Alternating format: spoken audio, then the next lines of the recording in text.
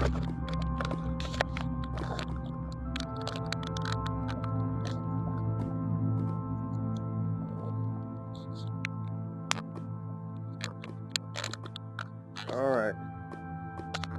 here we are, back in Ray World.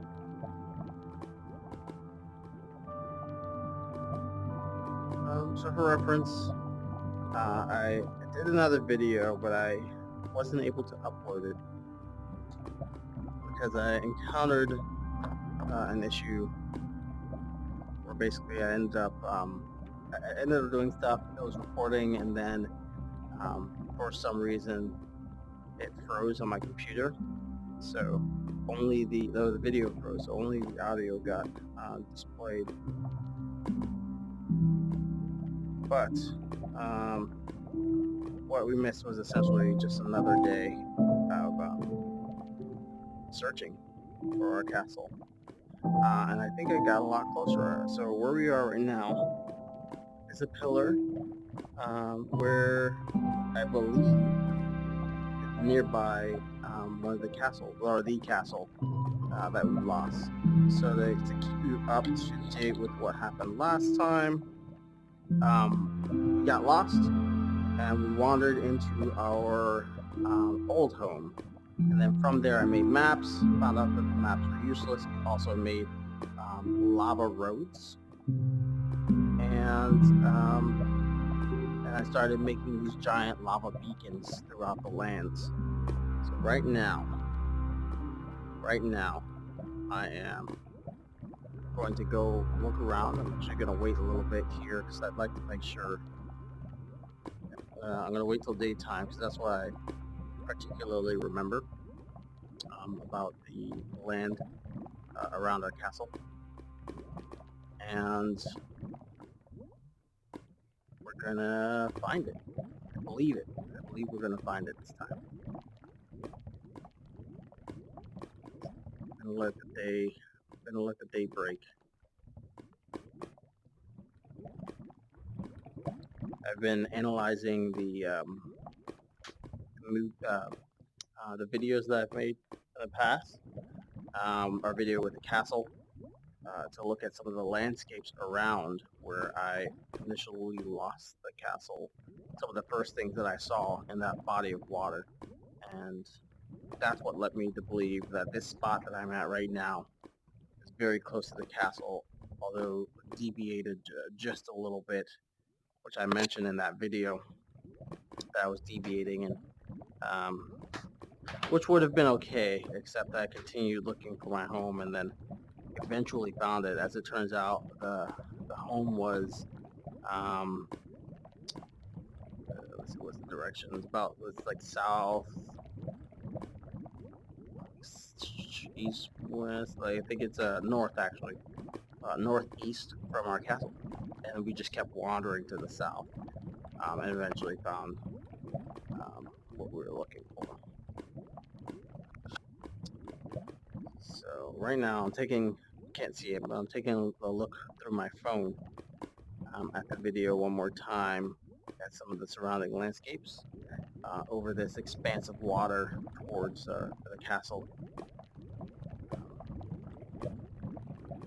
Lots of water, but in particular, what I'm looking for is this sort of island on the sea where I ended up deviating from, with a large kind of conish pillar, and then water, kind of a cove, water, another sand pillar, some lava, and then around the corner from that is another waterfall, which I accurately gauged when last I played was a spot that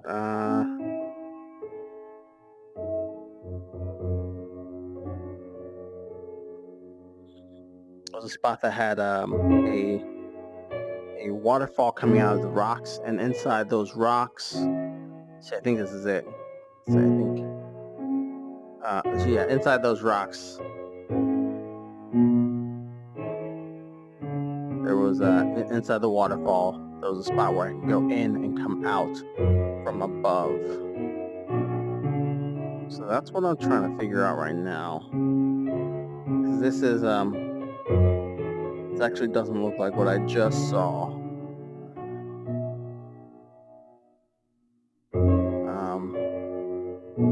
So I might be on the wrong side of it all.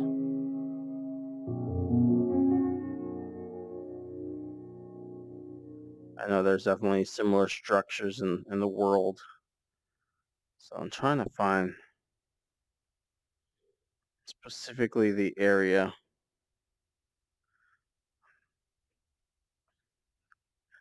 And this does not look like that area.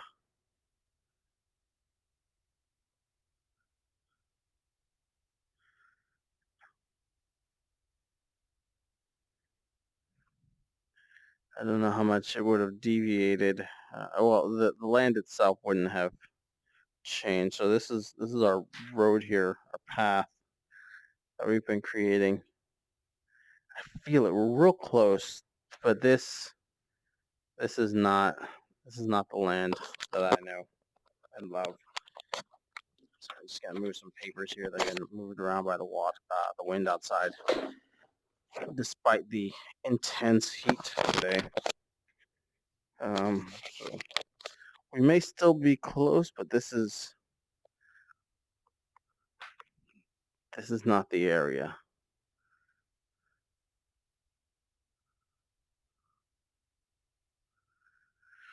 Okay. All right. So, although I don't see that waterfall either, the one where I can climb through. Okay, so you see how this goes right here? I came from that direction, and at some point I stopped here, and I deviated and went back this way.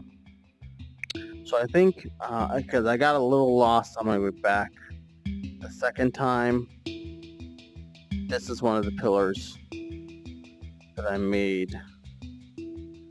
So we're going to take this, and we're going to go out this way. We're going to continue. There's a couple of landmarks I did spot, which you'll see once we get there, that we created in the past, shortly after our excursion. I think this is where I wandered out this way for a bit. I never found my guest. You know what? Yeah, we are deviating, I know. Deviating again. But for worthy cause, huh?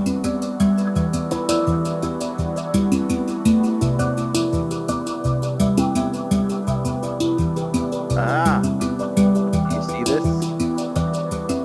Okay, so right here. I built this last time.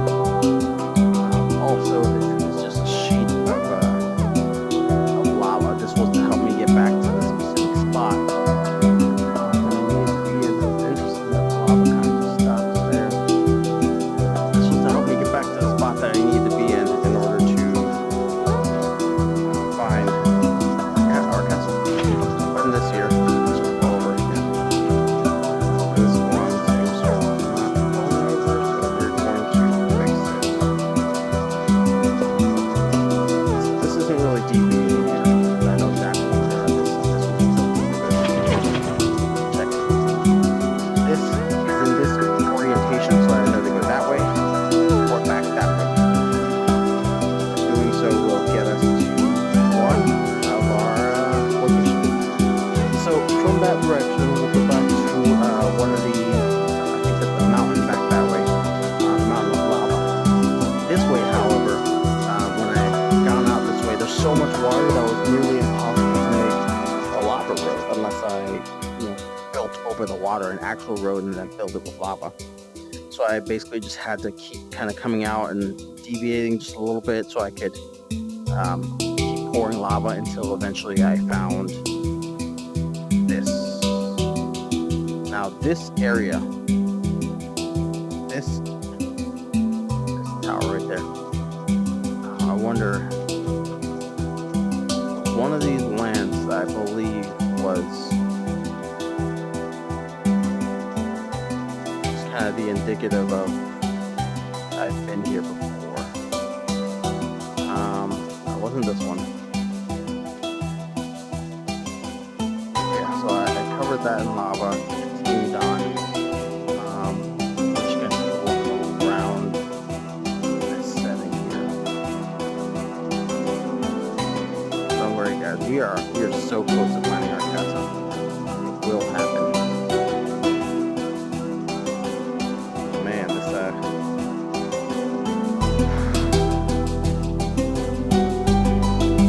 Alright, so you see what's going on here. From the tower again, these lava roads, right? So we've got this tower, the road spreading in that direction.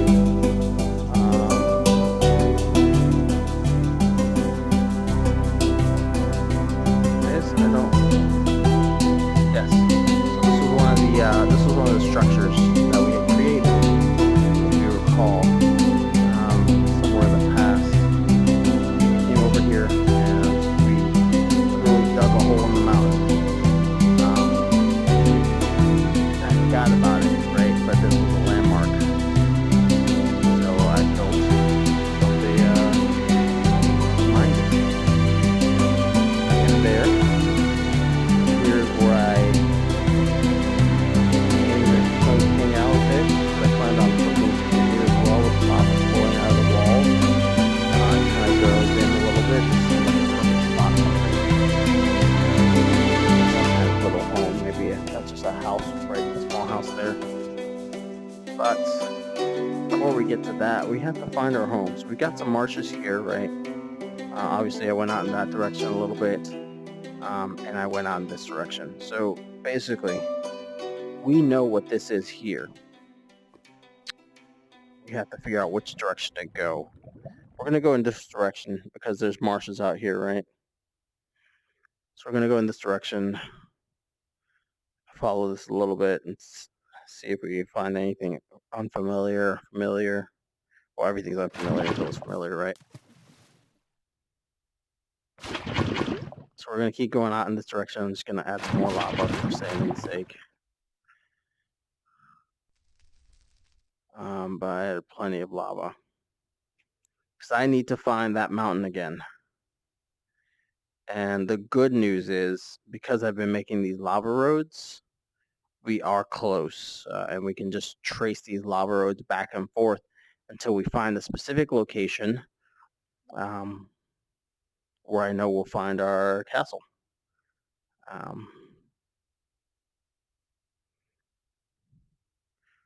Part of the trouble we run into is that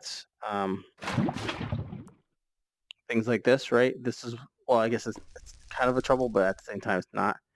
This is the village, if you recall, in like I think the second video where we lost our castle. I found this location and I melted this guy's house and I locked them in there.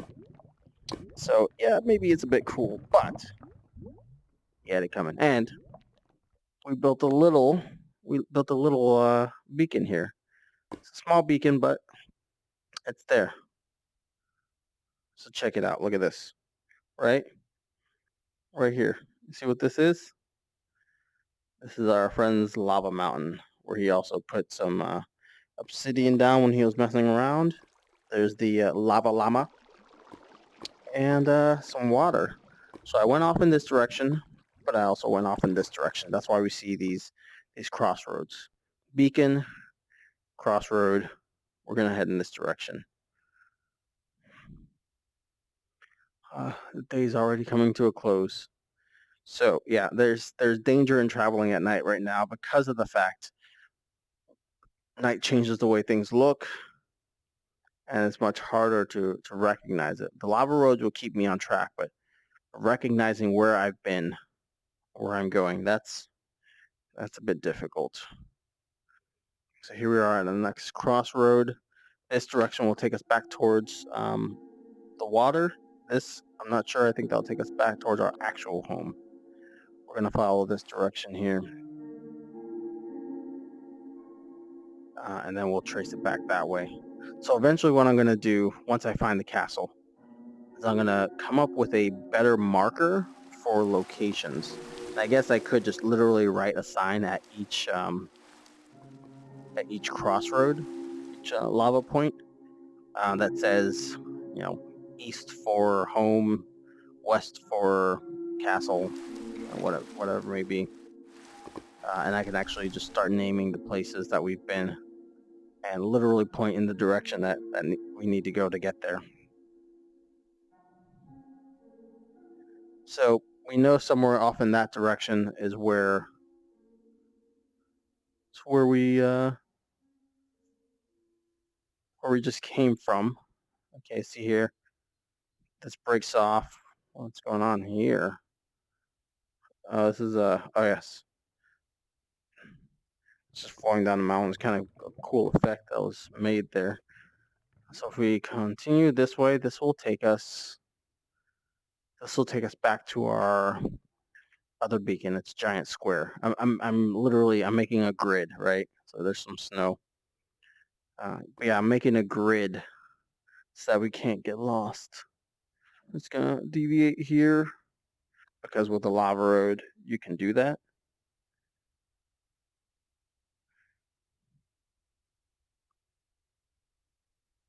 So I'm not gonna go out there because I know that's not what I'm looking for. Okay, so here we are. Beacon. The question is, which beacon is this?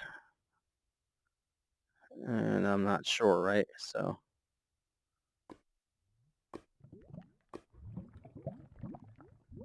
let's see, is this the, yes, this is the beacon. So this is where we just were. In here we have our little hallway and everything. So we literally just went in a circle, right? And we just came from that direction. So we're gonna follow this again.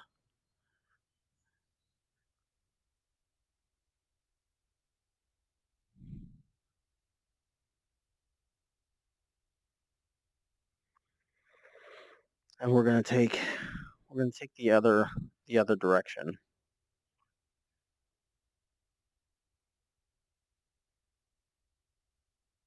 So that's back there, the direction we came from.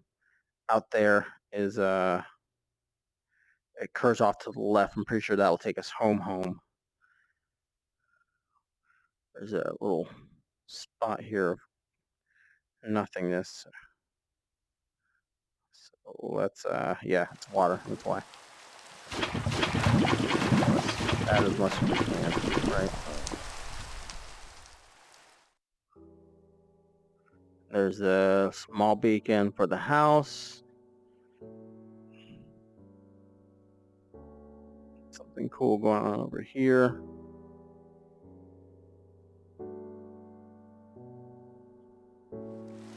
Just a lava pit burning up the trees.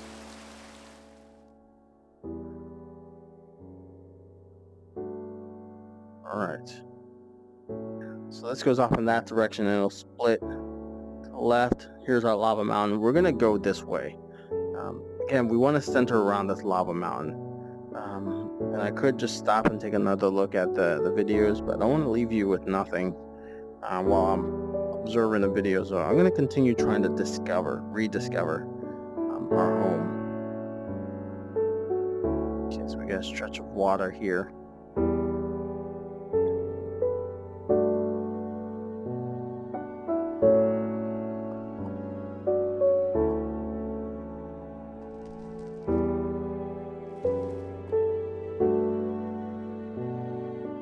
Check that out. Another beacon. See, I love how this is though. Like these roads, they just each point, and then we just come over it, and you see, and you're like, "What's that over there?" And it just kind of guides your eyes up to the beacons. So got some interesting curving going on here. So let's see, which one was this? This was the one. This is where we met our Enderman friend, I think. It's right over there.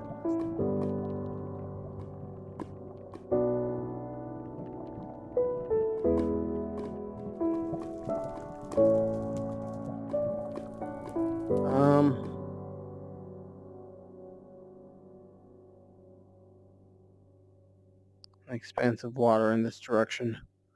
Sun is starting to come up. We're gonna continue in this direction. So we know from here, keep going that way, we'll find our old lava mountain. And obviously we tried coming through here. I think this will lead us. Yeah, I think this road leads home. So let's just validate it.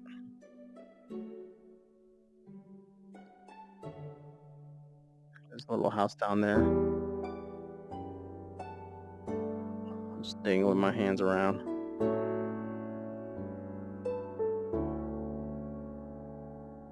I'm wondering what this design is here on my arms.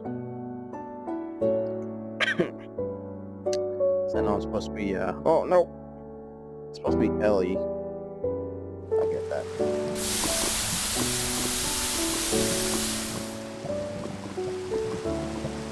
Yeah, it's supposed to be Ellie from Last of Us, the young one. There we go.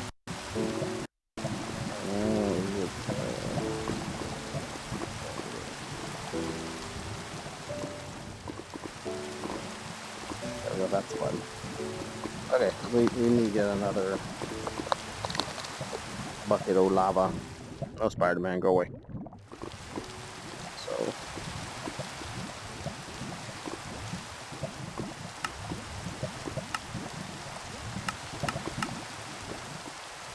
lava. There we go. Grab that and we'll put it back down there. Voila. There we go. Keep some light on us. But yeah, as you saw, that's our first structure. This is where we first got into our world. This was one of the first things we built. This beautiful structure that glows with an ambiance in the night. Covered in stained glass. It's beautiful. Covered and flowing in water. This is our massive beacon, because I spared no expense. It goes up, I think, to the absolute top of the Minecraft world. Don't let us build any higher. Our place is a little flooded, but that's really cool with the reflection. You see how the water stops here.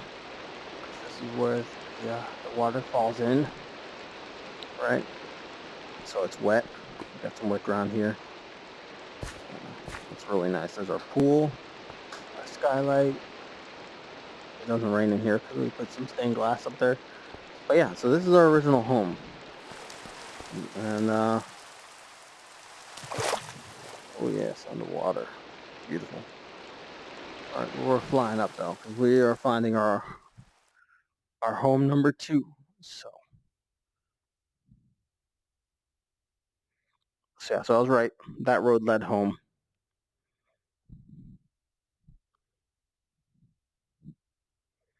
To our nice cave dwelling. But we don't want to be home in the cave dwelling. Where's the sunlight, man? Okay, so here's that mountain again. Beacons right there. Right. There we go. Sunlight. Finally.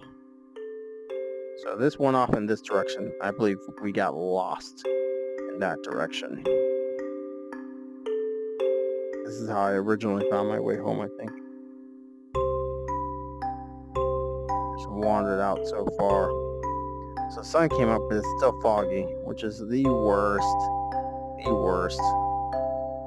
This fog slows everything down. I suppose I could just turn it off, huh? Or press the wrong button. Where's my settings? There we go. Let's turn fog off.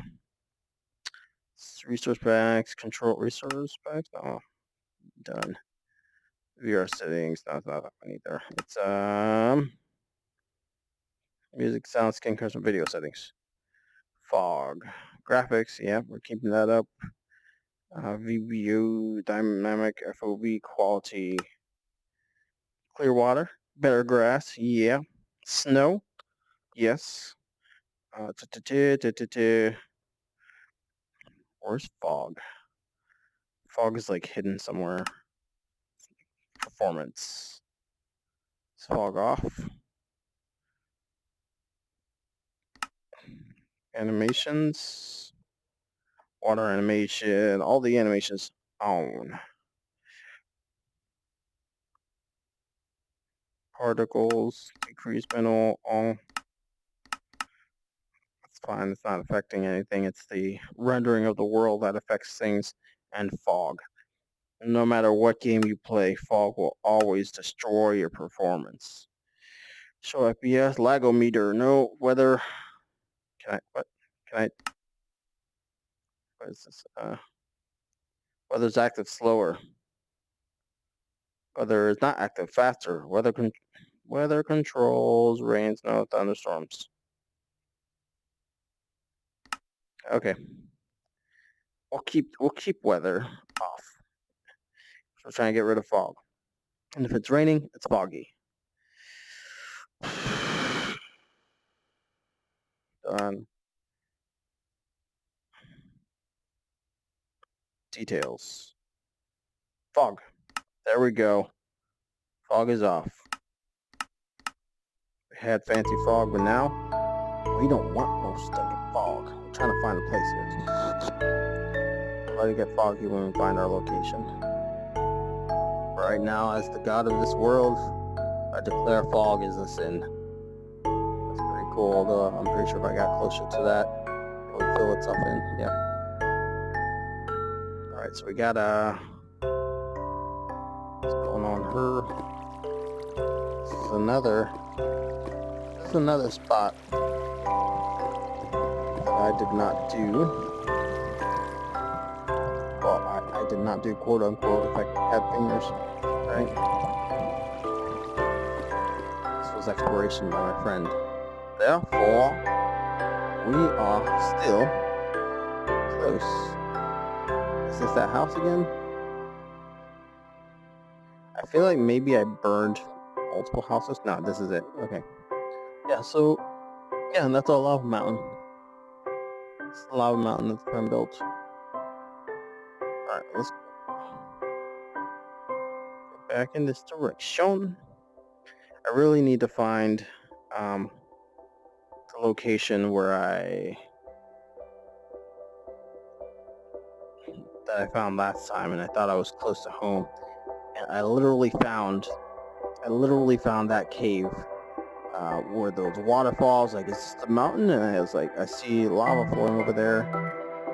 And then I turned, and I was like, around this corner there should be a waterfall and a cove. I was like, yes, there it is. And I was like, I should be able to go in there and come out through the forest. Lo and behold, I was correct. And I think I deviated a little bit from there because there was already a beacon. And I lost it. I lost the island. But there was a beacon on the island. So I'm gonna follow this a little bit. See where it leads. Try to find that island, right?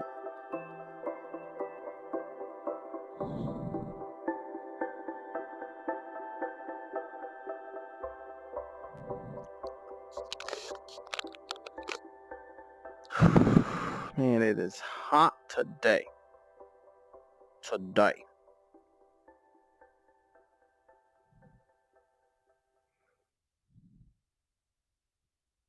So I came up here, right? So I remember this. It goes up that way. So actually, we're gonna go back this way because we know this is a big circle. So I'm gonna go back this way and see if that perhaps will point to precisely what we're trying to find. And I get the feeling that I should wander off in that direction.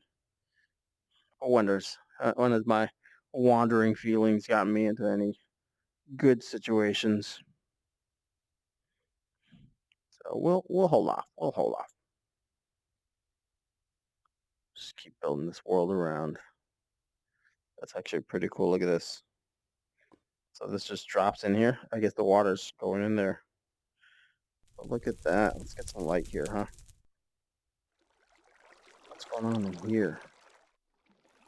What's going on in here?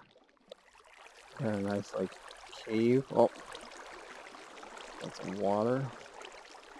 falling through here. That's pretty cool. Pretty cool. I can put like a treasure chest here. Just hang out. This is a pretty cool spot. What's that? Something died in here.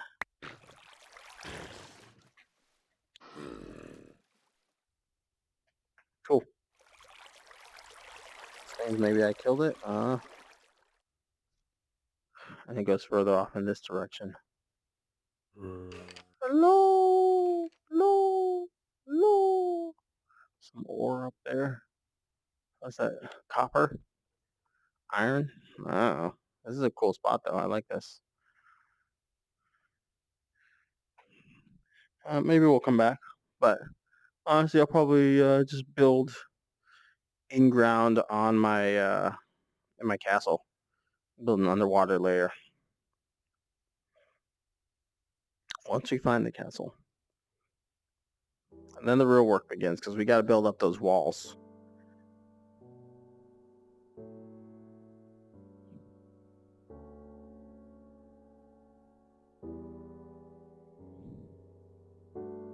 Okay, okay. So we've gone back that way. So I'm gonna go back to my lava mountain. I'm gonna check out the video again real quick on my phone, and we're gonna retrace it.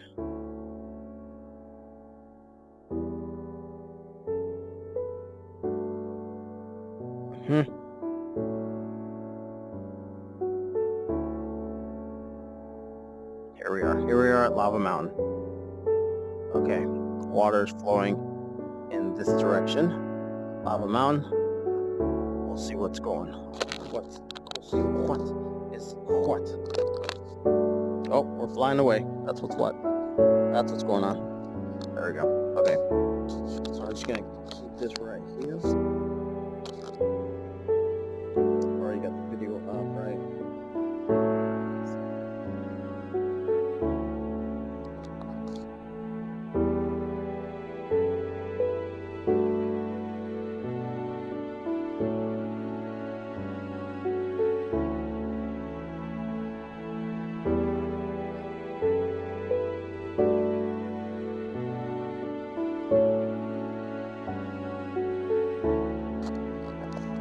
Alright, so right now you can't see it, but I'm looking at what appears to be our first beacon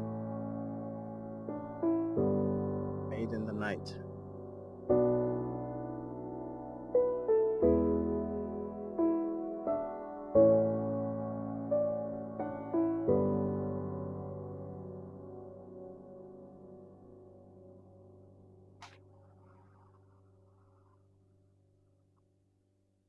And I wanted quite a bit.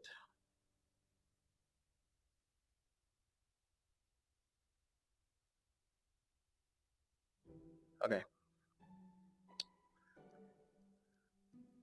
I did a lot of traveling at night too, which is just terrible, terrible idea.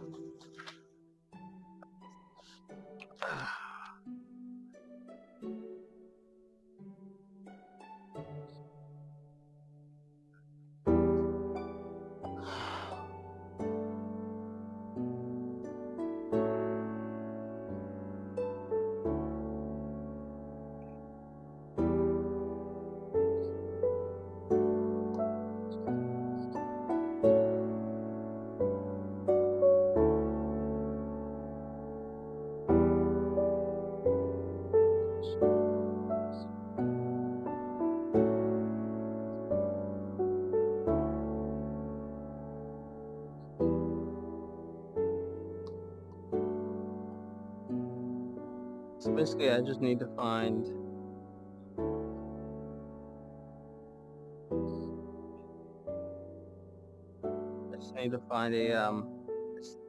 a beacon that I built in this. But man, these beacons are I don't think I've seen them.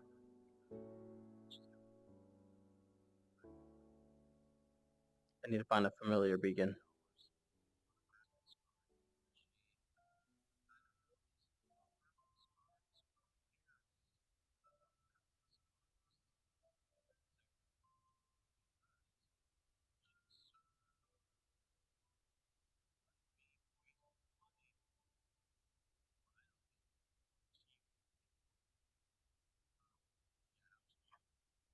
All right. So here's where I built the beacon on top of that guy's house.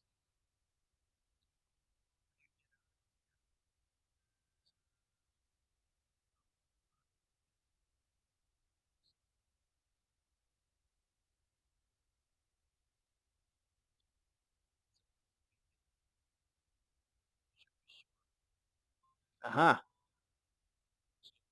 This was also the video where I built the hole in the wall in our mountain and the beacon for it.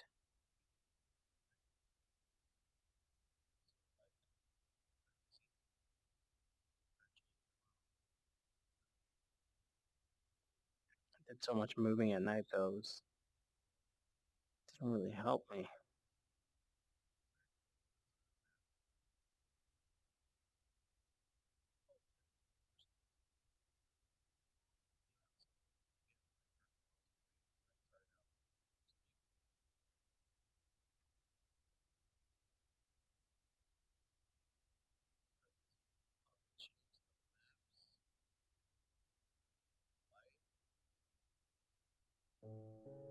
A lot of moving towards the moon and sun,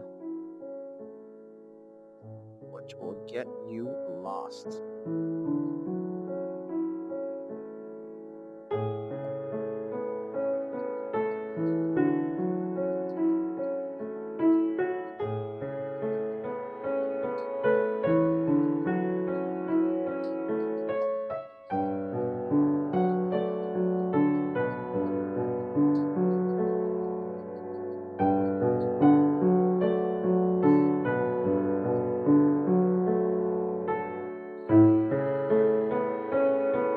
All right, so we're not, again, yeah, obviously we're not too far, but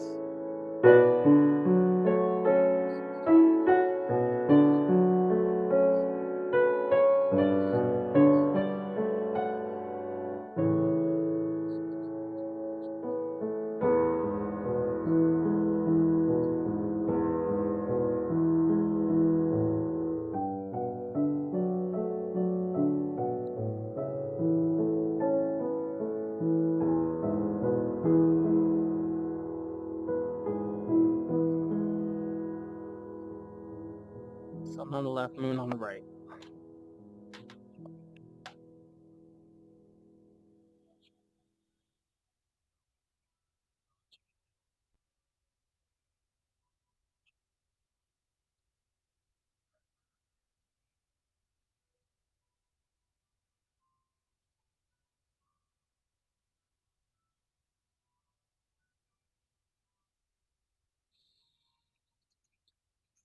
Oh my gosh, advertisements, you gotta be kidding me.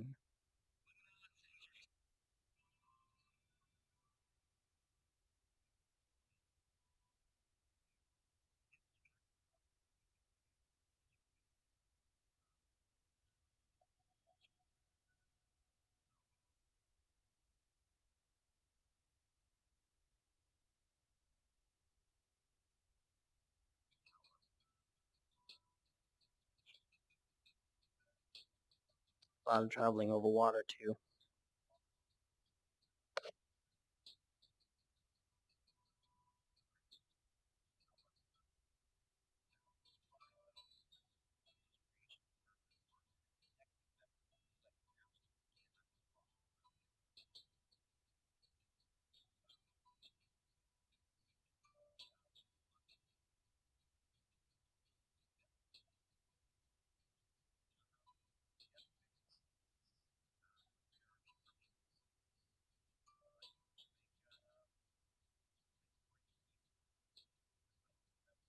Yep. So that's this. What I'm looking at right now is the spot that I lost.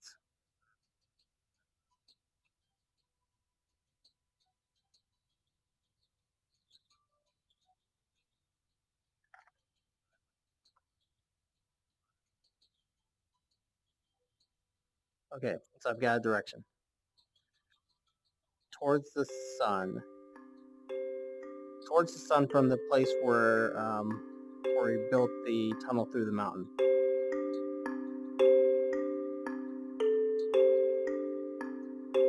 It's flying towards the sun, so I need to fly away from the sun. And the sun is setting. Yes, so there's our beacon.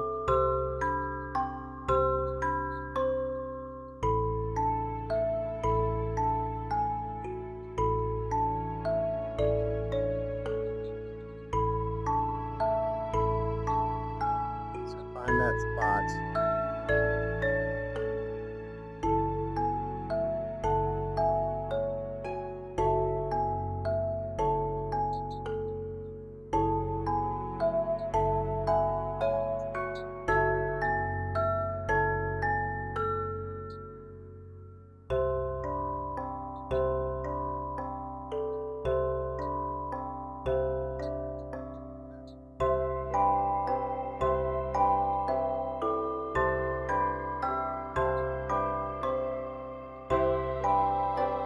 Gosh. And I really went out. So from the beacon that I'm trying to find right now, I went over another large expanse of water. Some islands. So I'm going to go. There's a brownish tree. Few of them. Along some islands.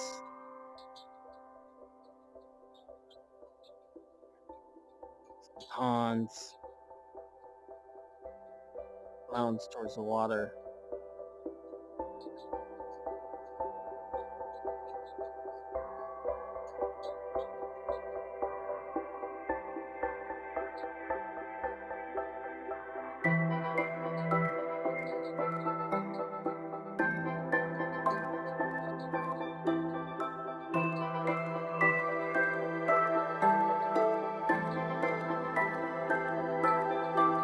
And the mountain that I dug into.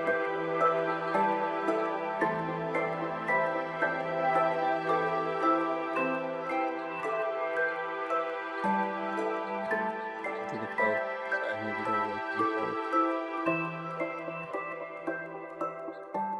Okay. Alright, so we've got our lava mountain, right? We need to find our cove. Our cove, I believe, is back this way. Home is that way. Lava mountain's here. Okay, we're gonna go this way. So we gotta find that cove. How do we keep ending up?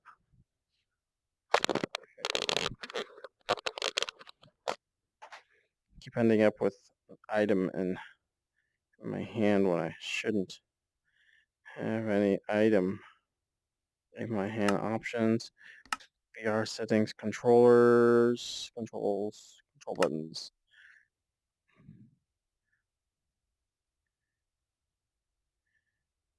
Shot bar, swap item in hands. None, right?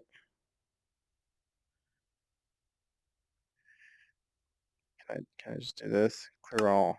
Done. Shouldn't have anything in this hand. Can I throw it? Bugs. Fix your bugs. VR settings. This isn't even a VR bug. It's just a regular controller bug.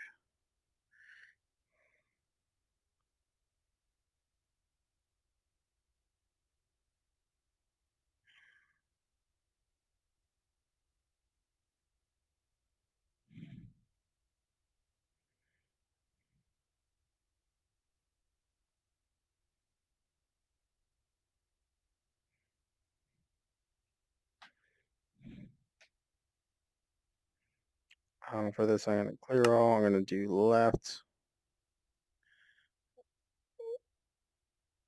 Why did they close the menu? Options. VR settings. Controller buttons. So annoying. Menu.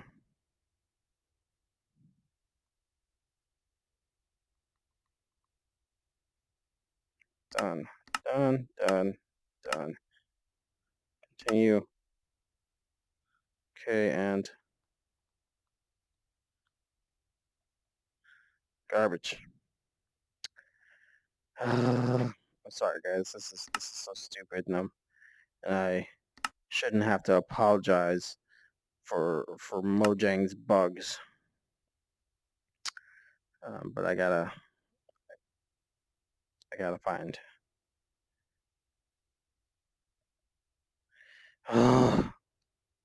So annoying. So annoying. This is applying.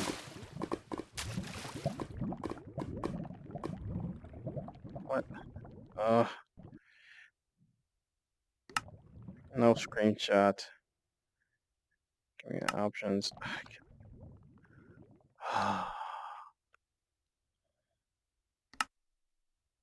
Options, controls,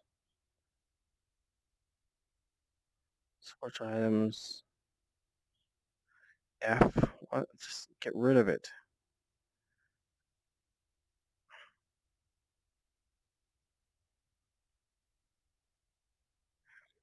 And of course, I can't do anything.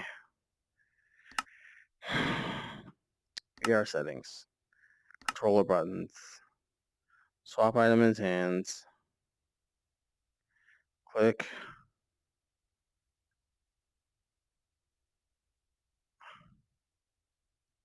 Left trigger. Left trigger should be movement though. Click. Left touchpad D. Done. Done. Done. Back to game. Thank you. Now back to our menu. Options. VR settings. Controller buttons. Jump. Down. Left touchpad D. Look at the menu. Take that off. Jump. Left trigger. Nope. It's just there. And now we go back down here. Swap item in hands. Change that to clear all. Done. Open and close inventory. Done. Done. Done. Back to game. That's our jump. I need son of a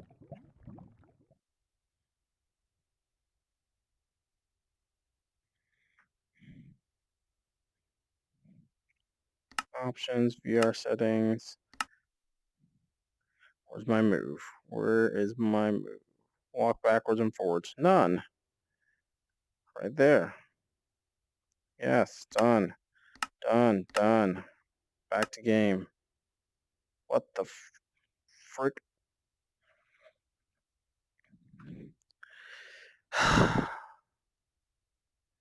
Options. VR settings. Controller buttons.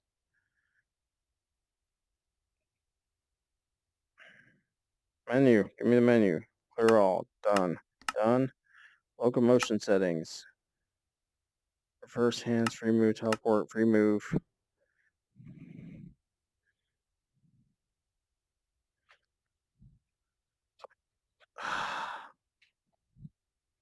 That's correct. Controller buttons. Where's my regular move? Come on, just walk backwards. Walk forward. Right trigger click. What?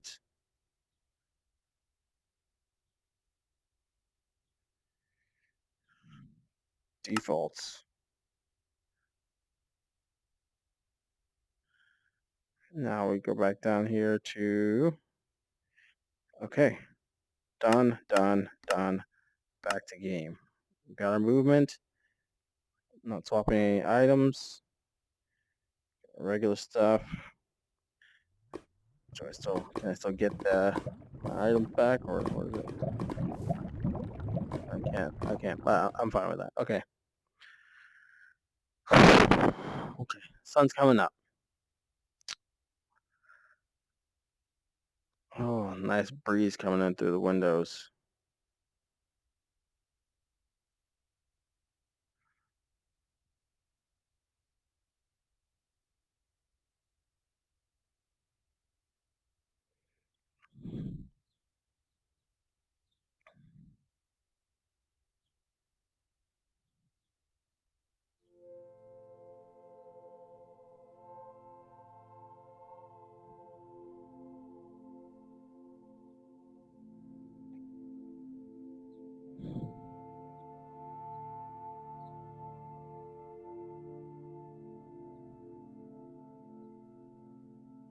Deviating. Well, it looks like I stopped here anyways. Okay. All right.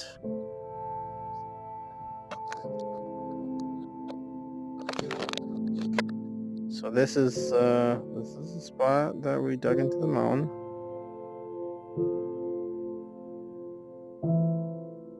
All right, so from the other side, right here, we dug this into the mountain on both sides. So from here, we go that way. Yes.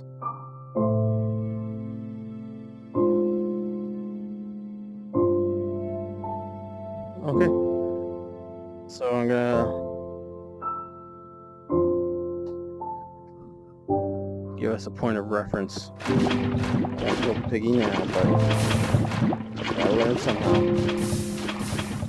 Yeah, the llama. Lie. Okay.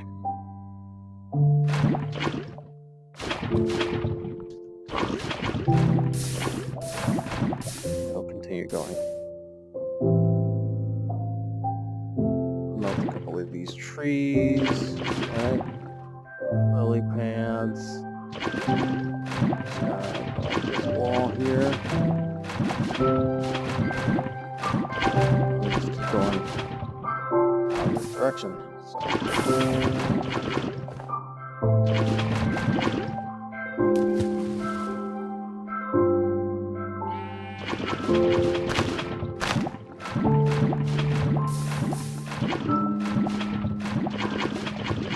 This is the direction we have not yet gone.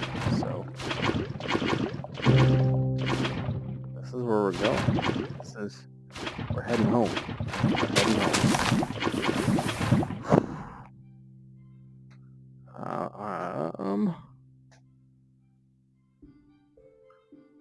So we will eventually lose this, right? So I'm just gonna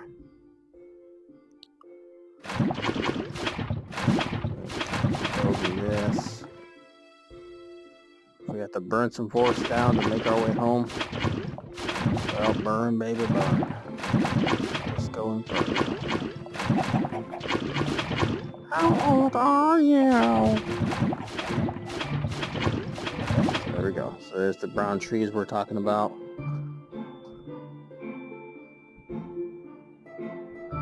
Don't want to burn the brown trees. That would be racist. But we are going to continue, right? So we keep going in this direction. Lets us know which direction we're going, right? Wow. So again, problem with a lot of this was I traveled at night. Oh, what the? I traveled at night frequently, and I wasn't building any beacons until I got really lost. So most of this is going to be unfamiliar, but I do know the general direction. Aha. See, there we go. Okay. Yeah, so I did make it to this.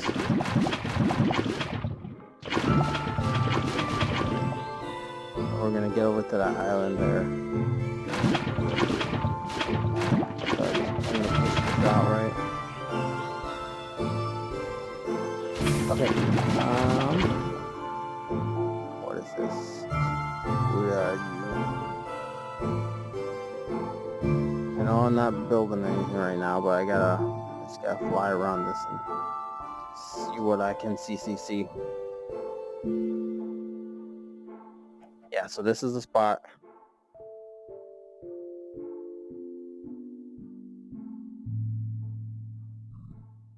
I'm not gonna get too far out, but yeah. So I mean, we're on the right track. I'm gonna build a beacon right there. Why right there? Because it's within an eye shot of, wow, that thing. So from here, I was like, oh, there's lava over there. I went to this lava. Around the corner, there was. So this is stuff like this where I get confused, right? So there was another lava spot. I come around the corner, and there was a cave where I could go in and build, or come out of the other end. What's this? This is pretty cool too. So it's just this little cove right here, but I could dig this in, and then it'd be like a little home down there. We'll get there. And I know these these few episodes, just to start off, are a little rough because of the fact that we gotta find our way home, but we're establishing the world here, right? So that's terracotta. We're establishing our boundaries, and that's like any exploration, right? You get lost. You get lost in exploring, and you find your way home, and next thing you know, you're an expert. You might be asking, why are you taking so long to pick a block? It's going to be covered in lava anyways. Yes, they will be. You're correct about that. But I want stained glass. And I will get stained glass. Why don't you just search for it? Fine.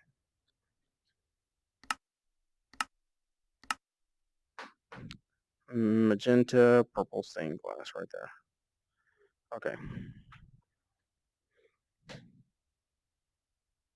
So off in that direction, that's where where we're coming from. That's where our direction of our original home. But before we can make it there, we gotta build our beacon. And in fact, I'm probably gonna build a beacon on that mountain as well, because I don't want to come here and be like, I don't really know which direction I was in and have to like fly around and figure it out, you know? It's unnecessary. We are going to build this beacon high. This island right here is recognizable. And you see some marshes down there. I know when I first left the castle, I kept going straight and I found a mountain where it coincided with the marshes. And since we know we're going in the right direction now because we backtraced ourselves from our monument over there, we know that this is the right direction. So those have to be, or are likely to be, the correct marshes, which means either that direction or that direction is our home. My bet's on that direction. So let's find out. You know what? I think this is high enough. Wow. Ouch. That's the perfect number. I just knew it. All right, so I'm not gonna let that. I'm just gonna move away from it, right? I'm gonna keep building, right? So right here, this will connect to this. Not physically, but from there, I can see this one.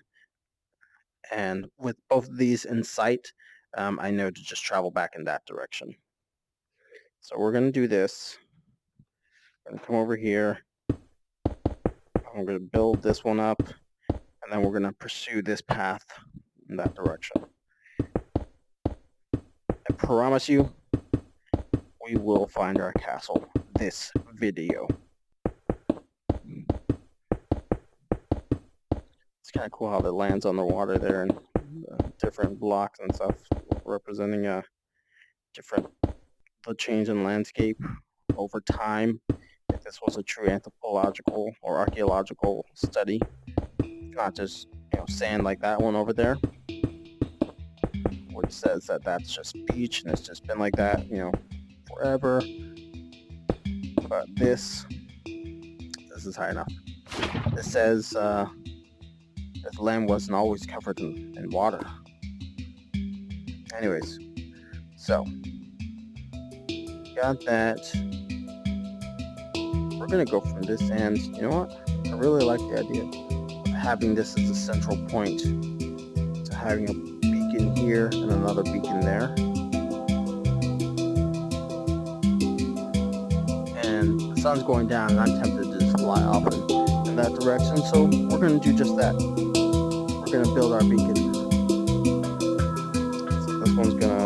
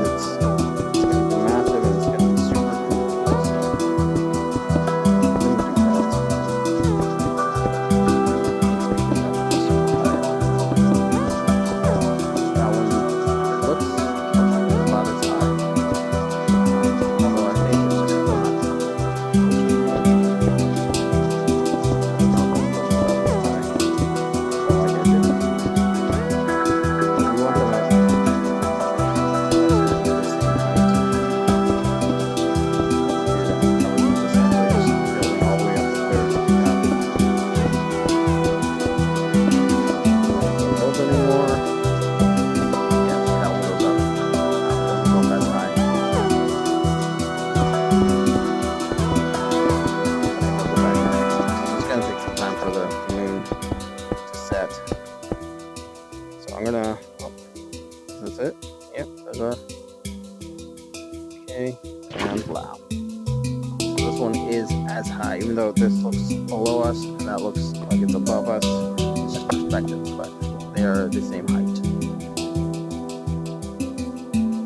So we got that beacon down there, which I love. We can still see it here, kind of melting down the mountain. This is what this one will do, and it's within sight. Since they're all within sight, they're all going to continue melting.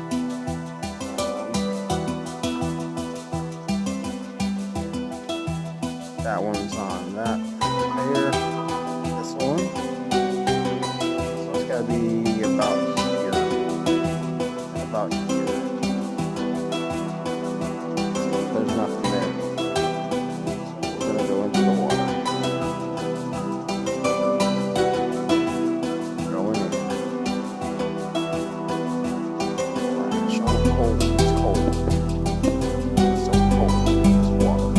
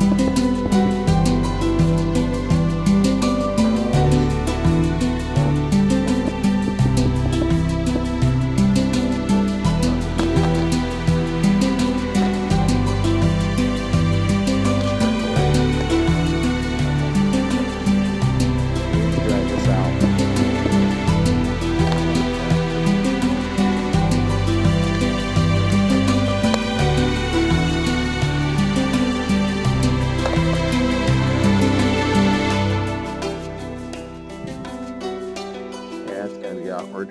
Okay. No, it's not bad. Okay. So sensors are aware now where we are. Now it's freaked out about where my hands are. Okay, so we're gonna have to deal with this for a second. Sensor's gonna have to stay at this weird angle in order for me to function fairly regularly. Or not. Come on, function. Okay. But I promise. So I'm going to deal with this. I'm going to deal with this madness, and we will get our castle. We will get daylight.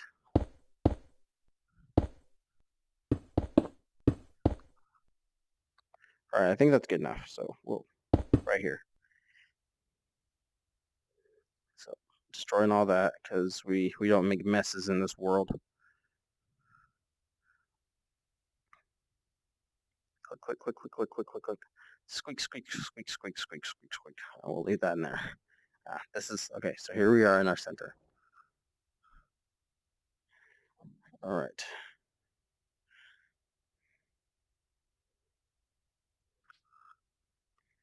It's crazy because like just looking down, it's like the camera can't figure out where I am. Just get it together, camera. The sun's coming up. See the water changing to its green hue.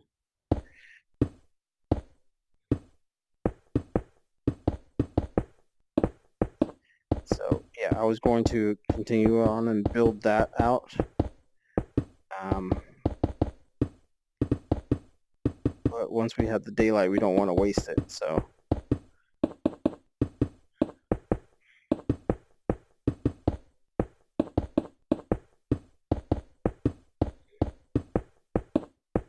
got the perfect angle here to just keep building.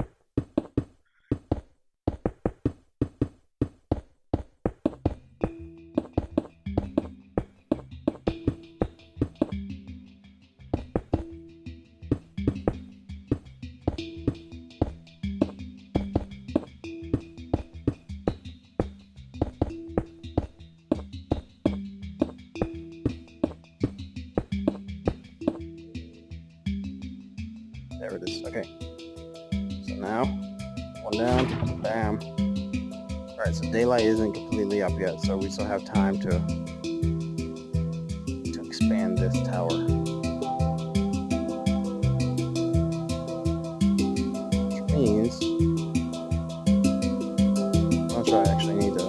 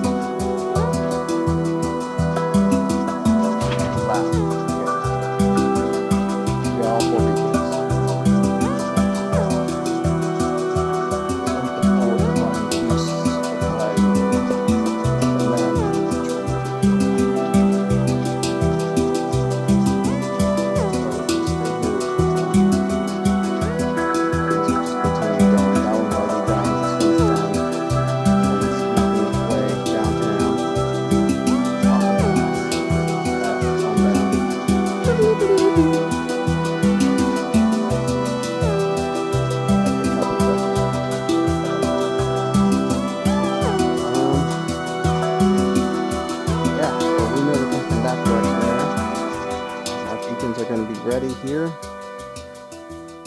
We've got our Shinka towers in place. And there's the sun finally coming up.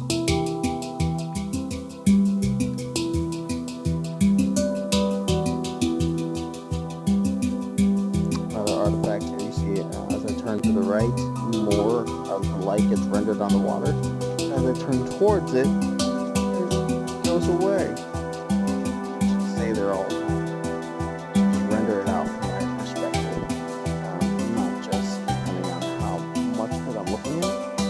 or at the very least, if I'm looking in its direction, it should be this. It should be all the way up the water to at the brick. Not me looking at it and I get less fidelity. So that don't make no sense. Looks like the sun should be shining now, but if we go back towards the ground, see that we're not on a real celestial plane. The sun travels the same, it's always the same orientation that we are. That's why it takes so long for the sunset. We'll go higher, we just see, if we got high enough, it was impossible. We just see the rotation of it all around us, the world revolves around me. Alright, this is good enough. Got some light. I'm gonna wait till it's bright though. I really don't want to miss the power. Come on, son. Come on, son.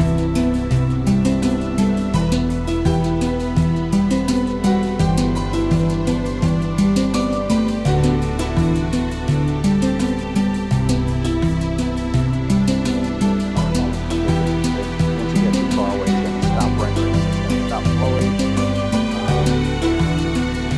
Pushes into the water before it stops.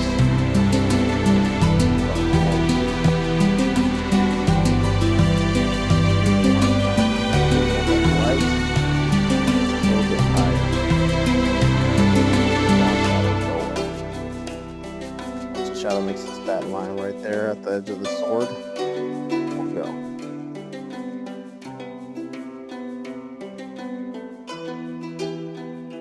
Maybe when that beacon hits the water, probably happen first.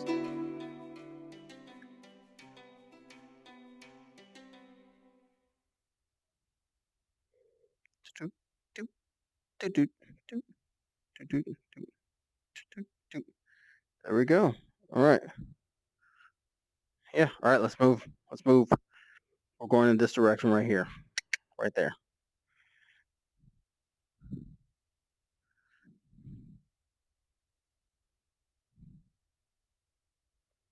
We're just gonna keep moving in this general direction. Oh, look at that. Look at that. See what we did there? Alrighty, we got to a tower. A tower that I constructed. Me. Oh, this is home. This is our original home. So we travel literally all the way out that way and that way. And from what I just gathered,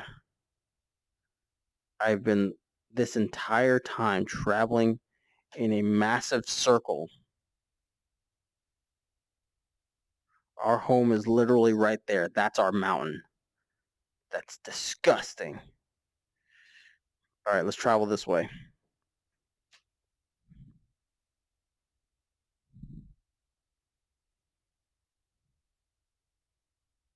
If our castle is just right around the corner here, I am gonna flip. Literally. You'll see me flip.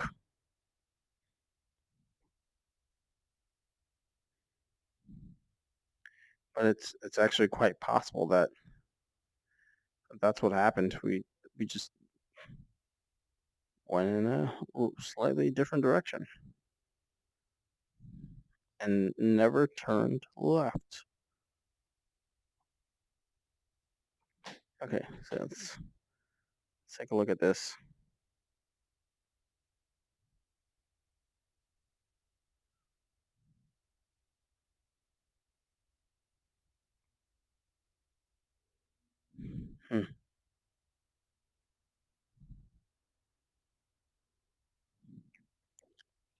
Yeah, so I don't get lost. I'm gonna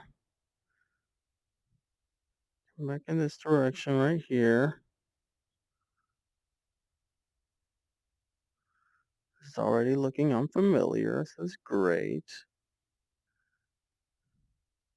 And we're gonna go back to our tower. I gotta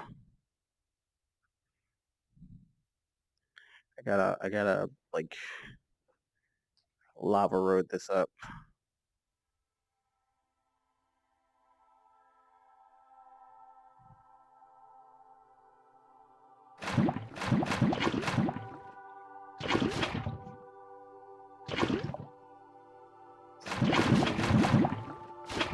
need a path.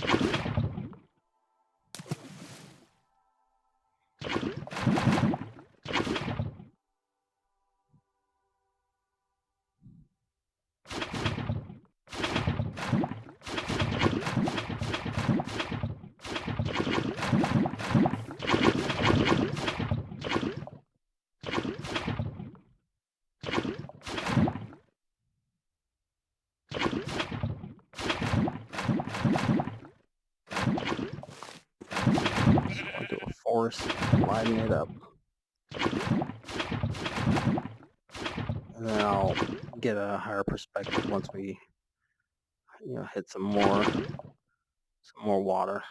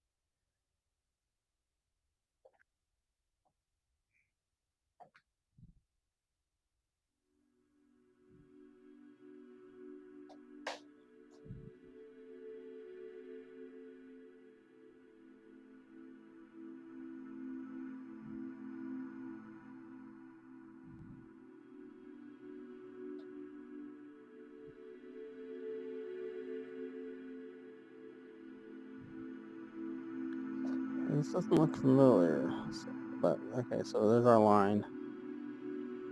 Let's keep going, let's keep going.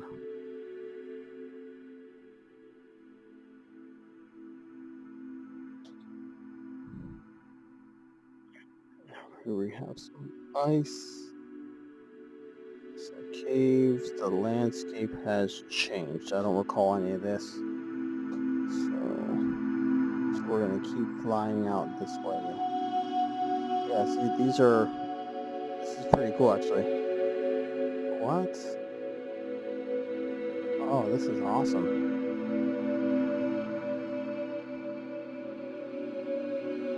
This is noteworthy. I'm gonna build a tower up here, but I know I've never been here before, so I know this is the wrong direction. But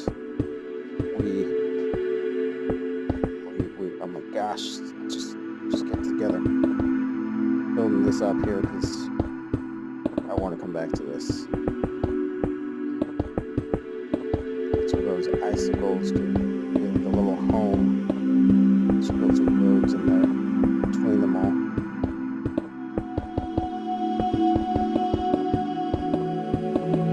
Of course, in the land of ice, one central point. Gleaming ball of magma. There's the shadows from the setting sun. I don't think it's going to need to be as high as the rest, but let's go down.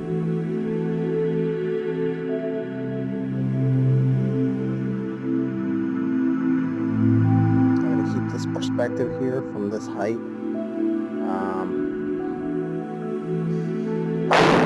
Man, this is difficult.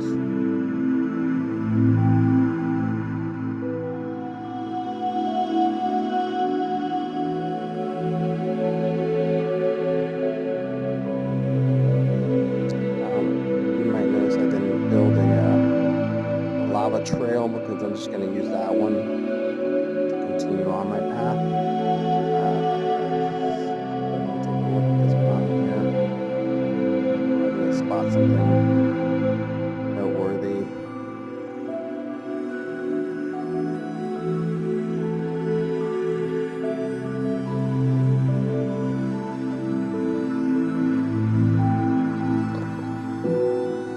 It seems like I'm deviating far, but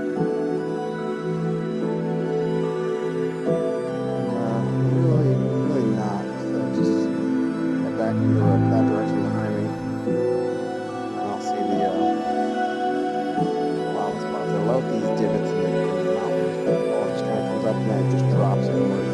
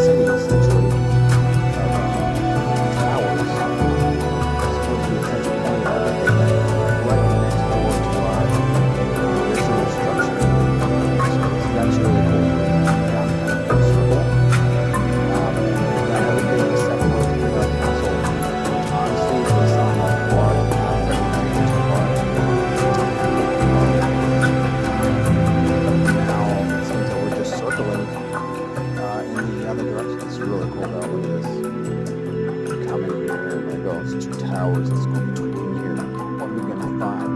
Oh, 2 more massive towers. Just wow. Okay, so we went in that direction. That's where our home is. That direction's nowhere we've been. That direction's where we came, and this direction, that way, that's where we must go. So we're just gonna keep going and traveling at night. I know I said don't do it. I said it. I said don't do it. But we only have one direction left to check. That's this direction. Keep going this way. We will. We will rock you. Let me get that back up here. So, I mean, most of this is trees anyway, so might as well start building the road, right? What I'm expecting is a tower. I'm expecting a tower to appear. And that tower is going to point us in the correct direction. Look at that mountain there. What's that? What's that? Bam! A tower has appeared. Don't ever doubt me again. So we know our home is literally right that way. Melt this forest down.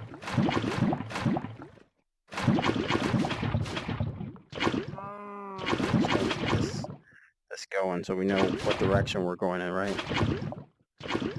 Trying to place one of these lava bases.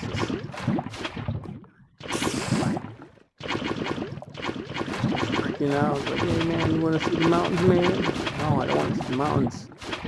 Be cool, bro. Be cool. Alright, we're up here. Look, the chickens. Yes, this is all very familiar. North, south, east, west. This is good. This is very, very, very, very good. This is where we found our Enderman friend. That direction's where we go, right? Okay. Now, I'm going to wander a little bit in this area, just around this mountains. That looks familiar. There's that little block that I initially thought, I feel like that's the block where I initially thought, I built this. I remember that. I remember that. I'm pointing at this little thing right here. This little spot here. I remember.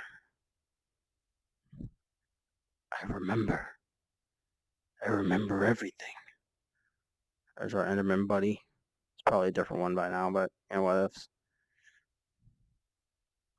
We're just looking around because I don't want to travel too far. Don't want to get lost. Hey, look, 2 Endermans. I'll say hello real quick. What's up, dudes? Yo. Yeah, I got these things. You know, it's just lava. You want some? You want some lava? You want some lava?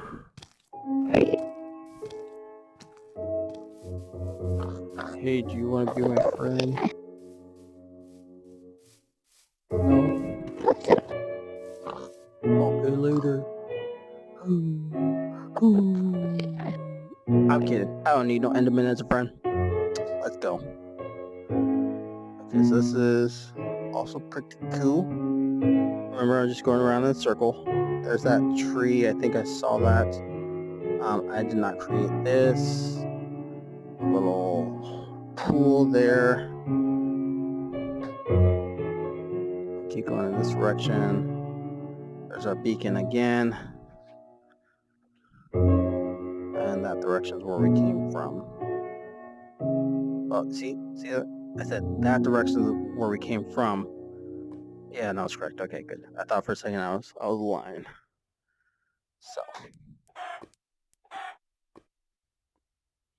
So right now,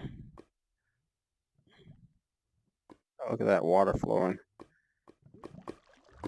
I think that's the direction we must go. But right now, we gotta wait till daylight. So while we wait, I'm gonna do some more tracing. I'm just gonna sit here, chill, and wait for the daylight.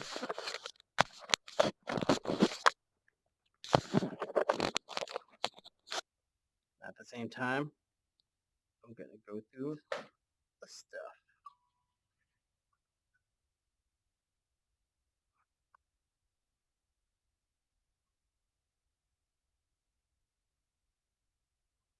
You're so close.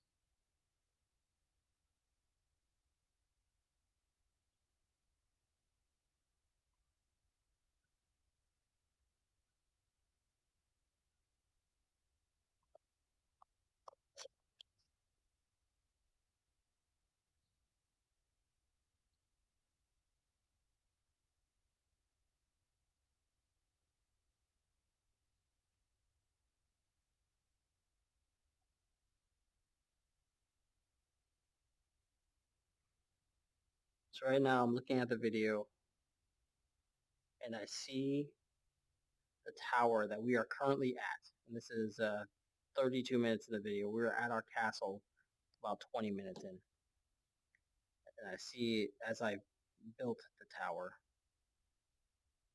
So taking a look at the mountains. Chickens on the hill. It's still nighttime. Get a look at the land as it's night.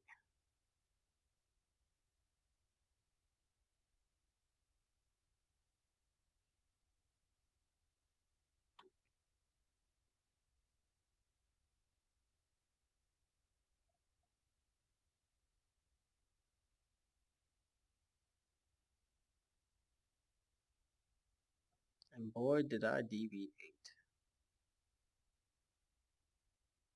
Just following the edge of these waters, expecting that they weren't going to be islands, and they were islands.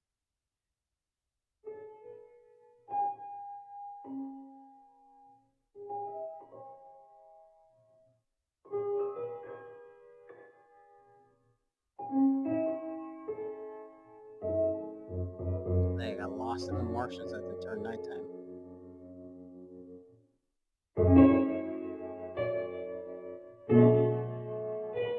Found a tree.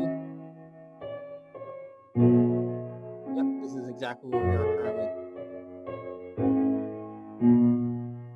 This is where I built the tower, so I gotta go back towards that tree. A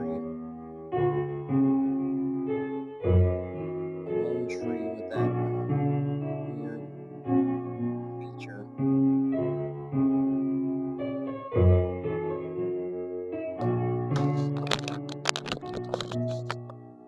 Where's that tree?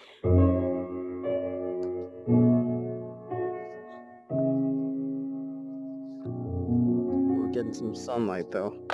Okay, so we came in.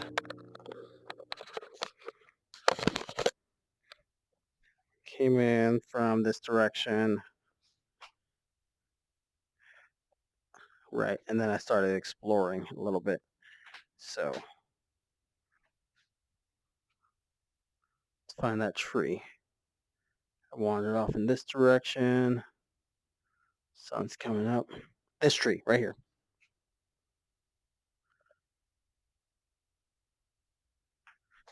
And from this tree off to the right, that little thing right there, that's the direction we came from.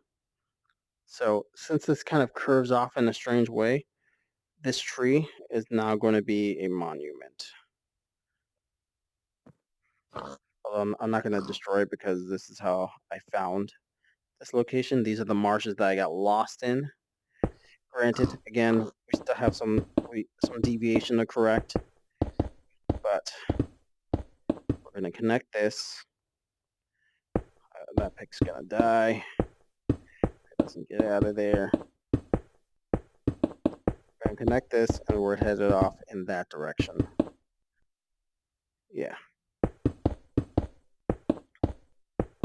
Guys, I'm telling you, this is it.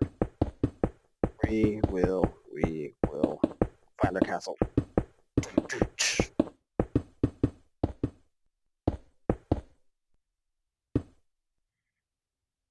Get out of here. Alright, I think this is good enough, right? Because we just need...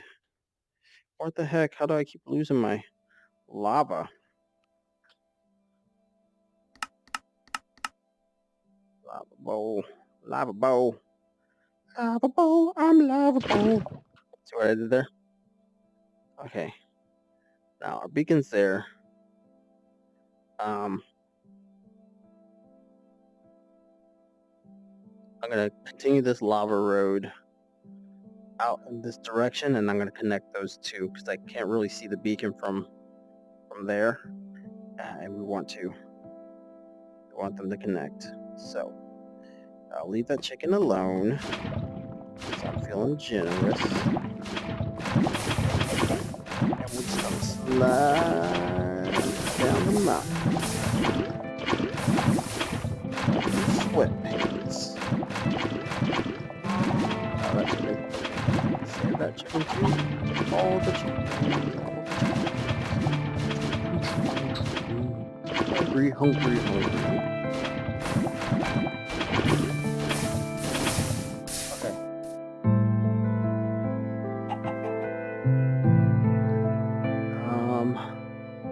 Approximation.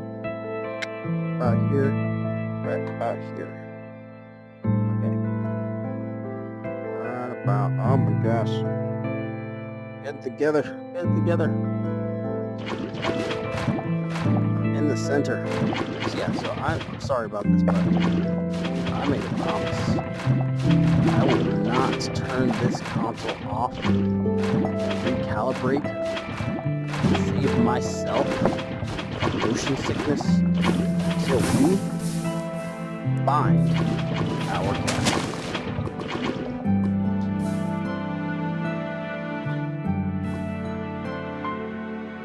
This is where we started, right?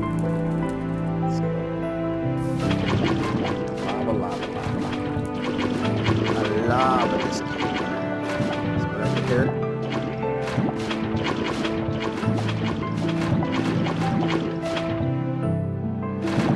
Oh, it's the nun sheep. Oh, you guys thought it was a black sheep, but no. They're very religious.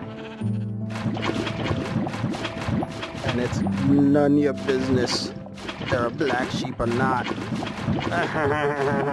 I know it's a bad joke. Yeah, that's what happens. That's what happens when I get eating him. You get punished for it. Feel the burn.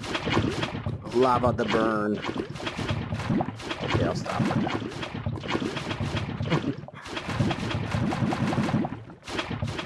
Okay.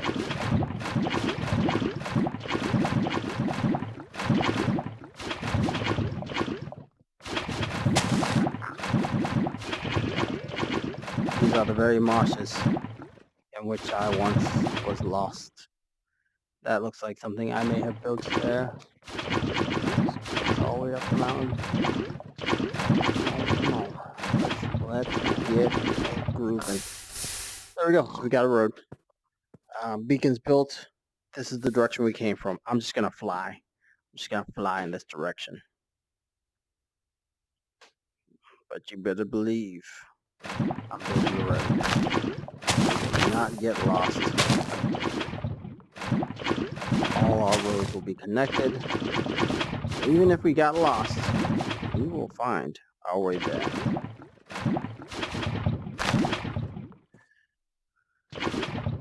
So I bounced a lot between these roads here. So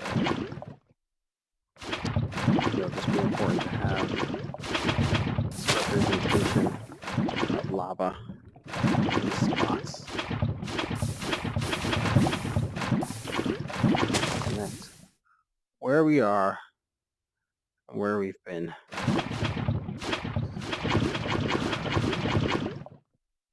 Okay, since it doesn't really go off anywhere else, I'm just going to continue it this strangely diagonal.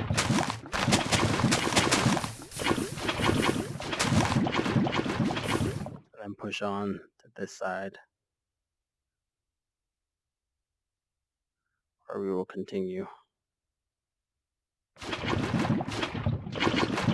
Lava in this island up. Aha! Horsey Island. I want to kill the horses. They're now trapped though, so I'm okay with that.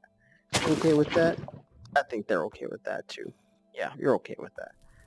All right. Here we are. This is it, guys. This is our lake. This is the large expansion of our lake. This is the lake where our beautiful castle is. I think I've actually... Nah, I was at another spot that was similar. Right? Yeah. That's what this one was. It was a similar spot, but not the same one. This is why we got lost in the first place. There was so much expanse.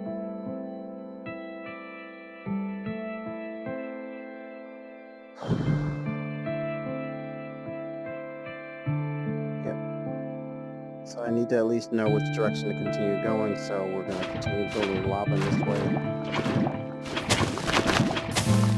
Of course, once we actually find our home, we're going to connect the grid. For now, where we are. On our way home. There's brown trees. So much illumination. But the lava will point our way. The lava will guide us.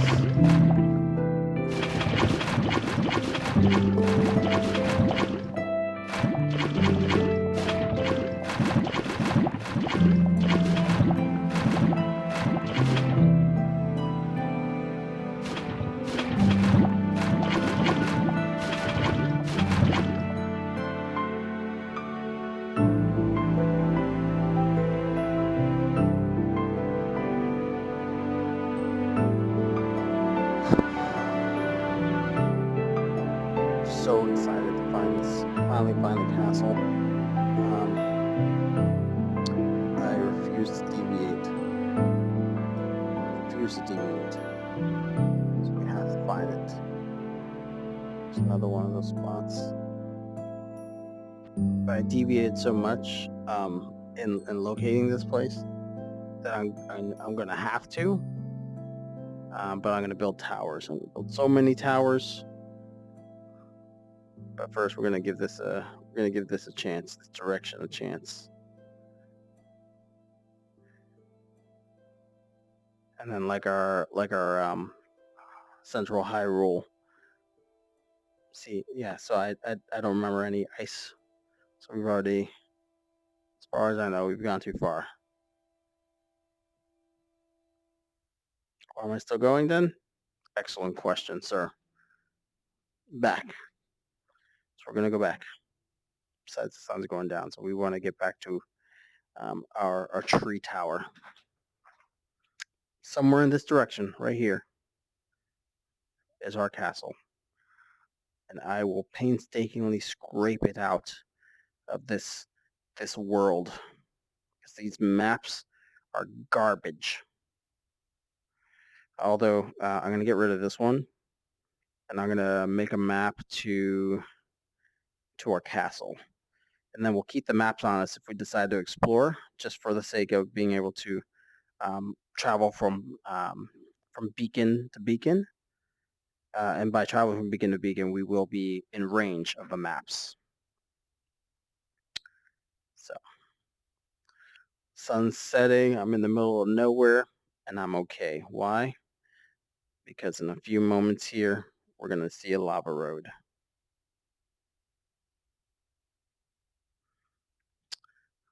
It's very comforting.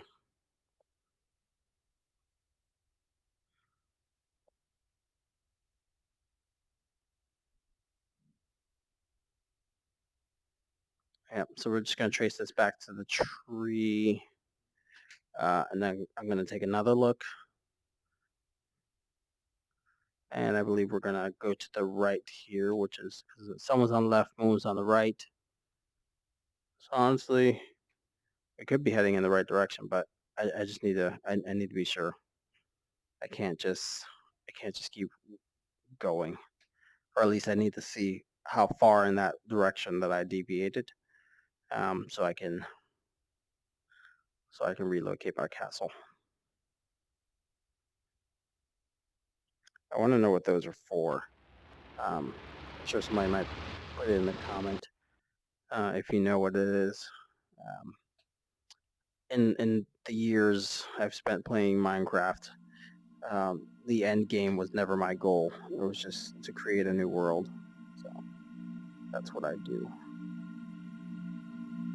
So this is our Horsey Island, actually. So I'm just gonna stop here because I know this is our next milestone. From Horsey Island, I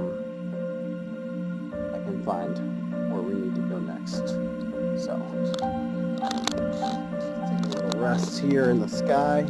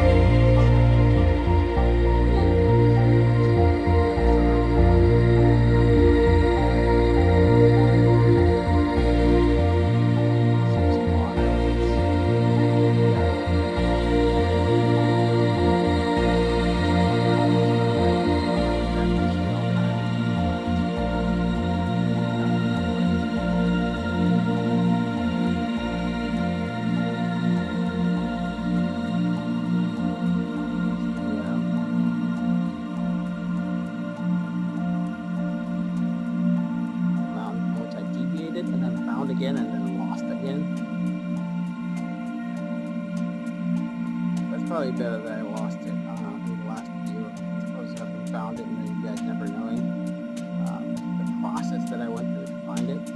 My video stopped working, so this is good. We'll find the island eventually.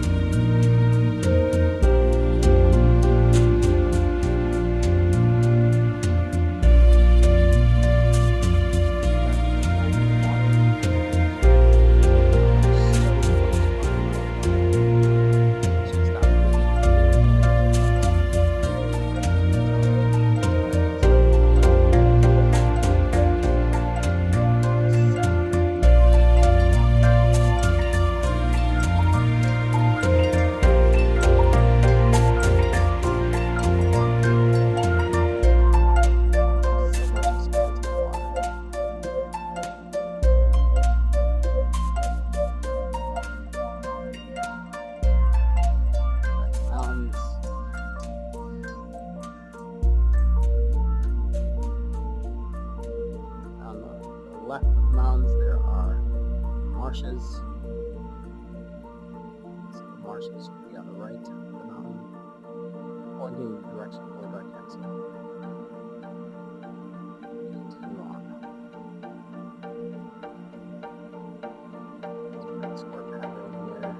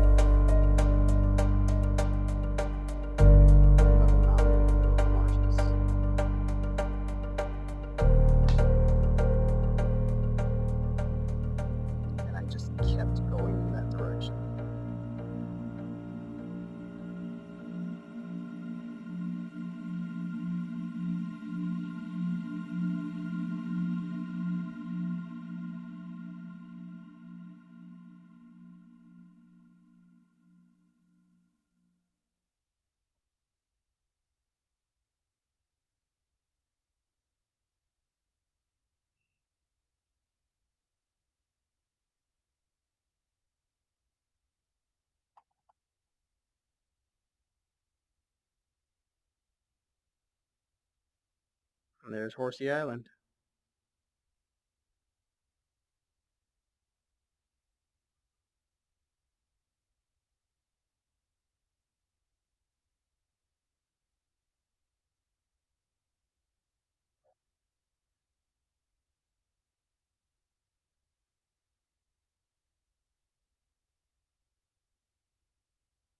All right. Okay, guys. Sun's almost coming up.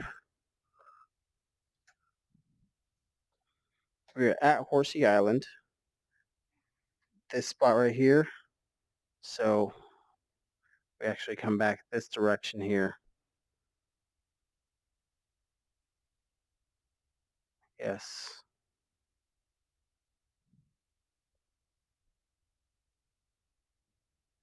So from here,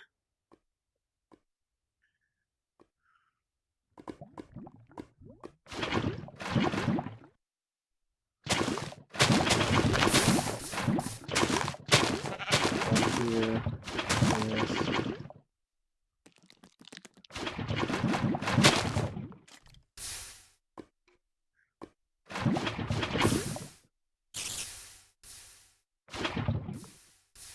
Yeah, so this one is a little bit tricky because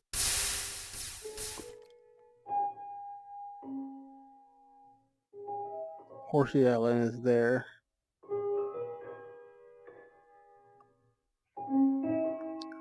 Horsey Island's right here. So this is where I currently am in the video. Oh, my arm, sorry, it fell off. So Horsey Island's right down there.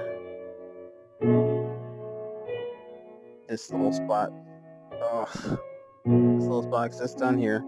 Oh my gosh, I'm so sorry about this. This is ridiculous. Come on, Vibe, where are you? Figure it out. Figure it out. Horsey Island, this. I'm gonna go off in that direction real quick. I'm gonna take another gander at our path out that way.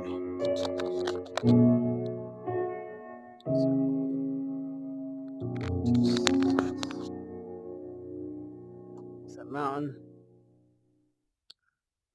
from which I will know where to go. That's at 23 minutes. Skip to 24 minutes.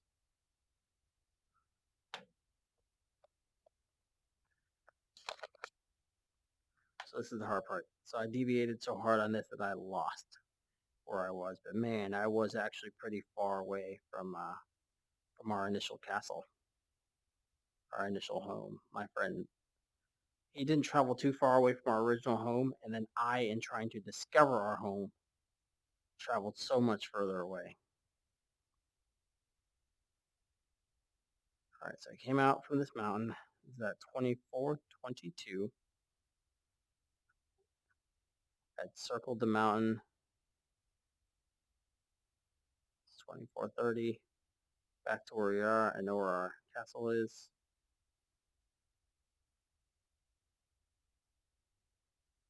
And then the marshes.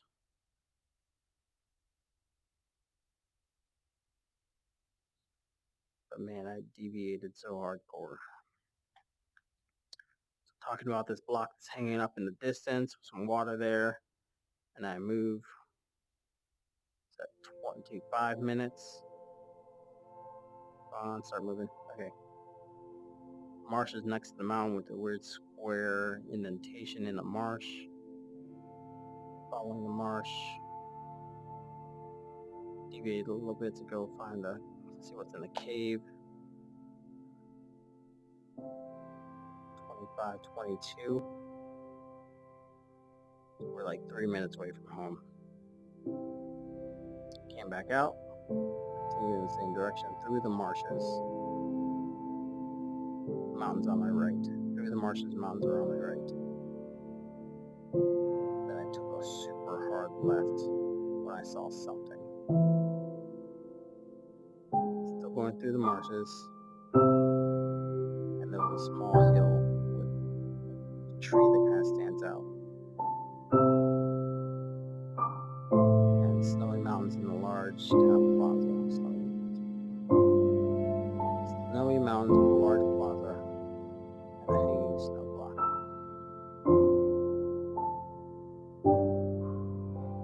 Trees. River. Water and a cove. Follow the cove inland to the mountain. Follow the cove inland to the mountain. But first follow the coastline. Follow the coastline to the cove to the mountain. More marshes.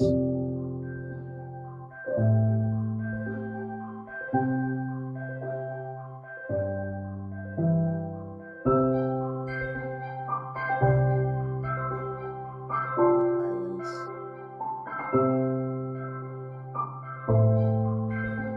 Off the coastline of the islands.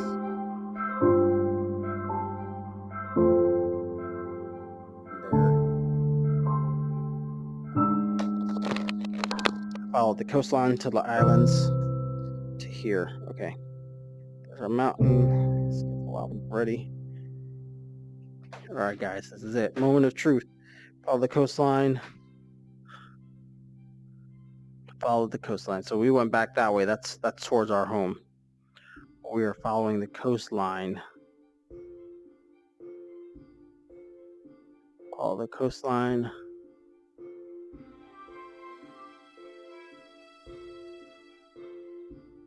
Let's get some more perspective up here. That black horse.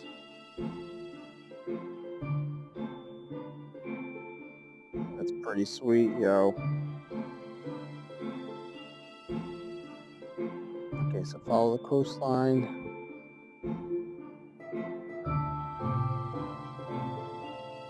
On world render.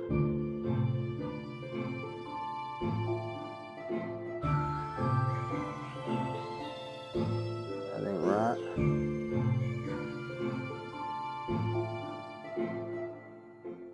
Okay. Follow the coastline to the cove. Okay, so there's our beacon, right? So we keep going this way. Follow the coastline to the cove. Where's that cove?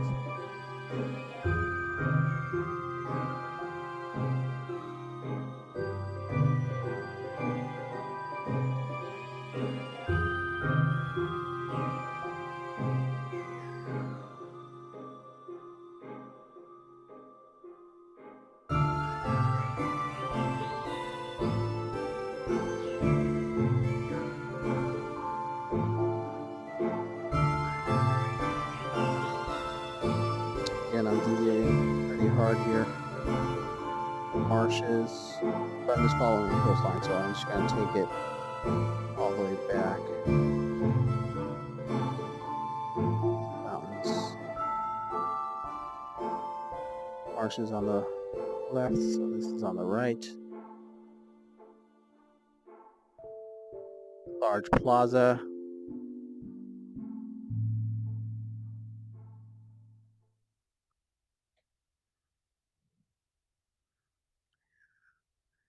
Yeah, I don't think this is the mountain that I want, but it might be. So here's what we're going to do. We're going to build a beacon right here.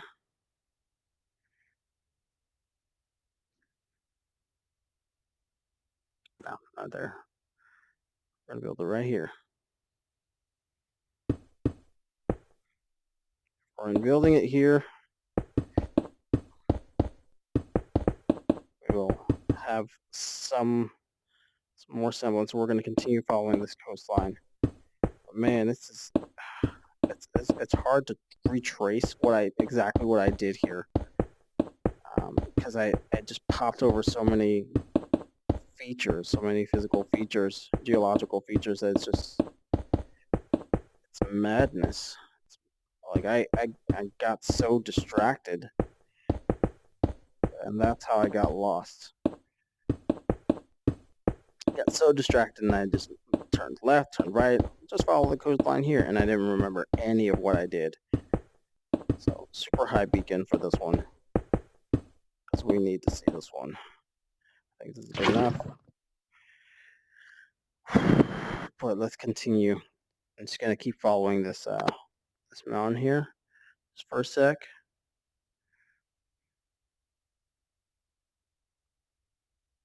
It's a pretty cool cove. That's a really cool cove.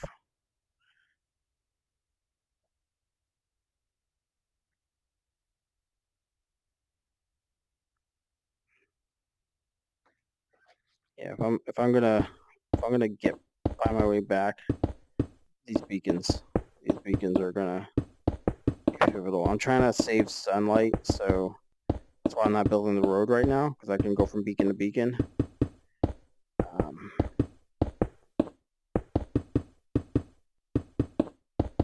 By following the outline of the water.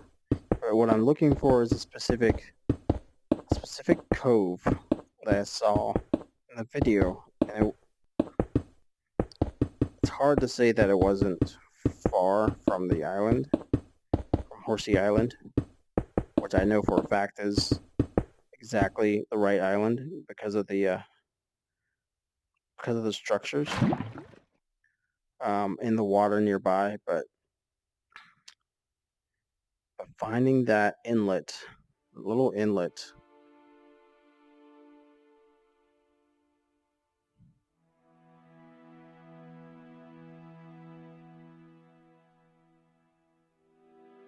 So this is kind of curving around here, right?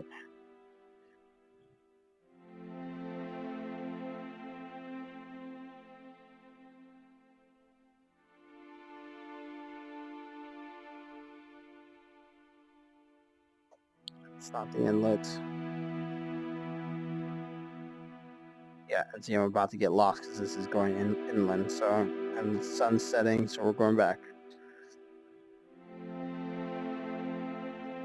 Going back to that tower. And as a sanity check, I'm going to, I can just fly over here. The beacon will show up.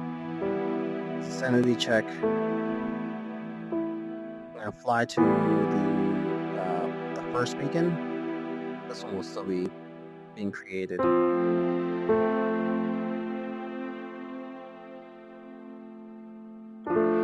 fly to the first one, and I'm going to continue on in that direction.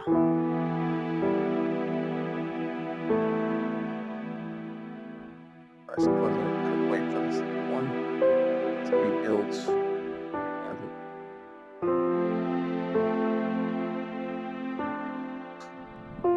Yeah, see the marshes. The marshes are right here on this left side, which makes me want to continue on in this direction here. Oh, I really should wait. So you know what? We're gonna be patient about this. We're almost there. Let's take a look at the features of this mountain.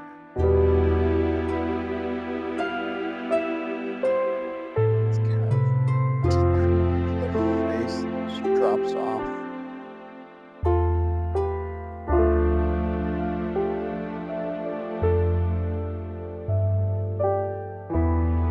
Alright. Getting ambitious. Just see what's out here.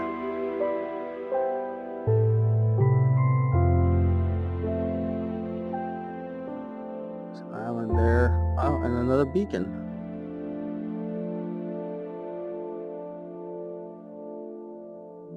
Okay. And this one is not yet complete. But I remember this spot. You guys remember this? This was the location that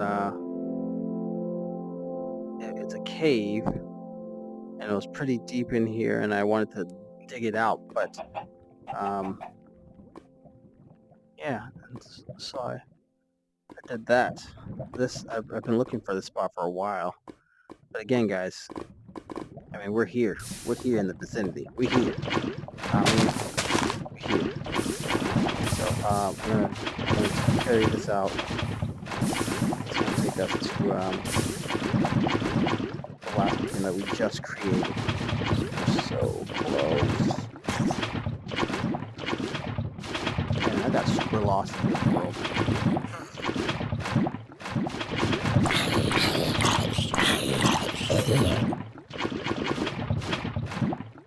But you know what's fascinating about this world? Creating a world. And when I think about this, about what I'm doing here, creating a world, and I like to think about existentialism. You know, why am I here? Why create anything at all if I'm the only one who's going to enjoy this land? And you know, trying to put myself in the perspective of God. You know, why would God create anything at all? Like, why? Like, what's the purpose?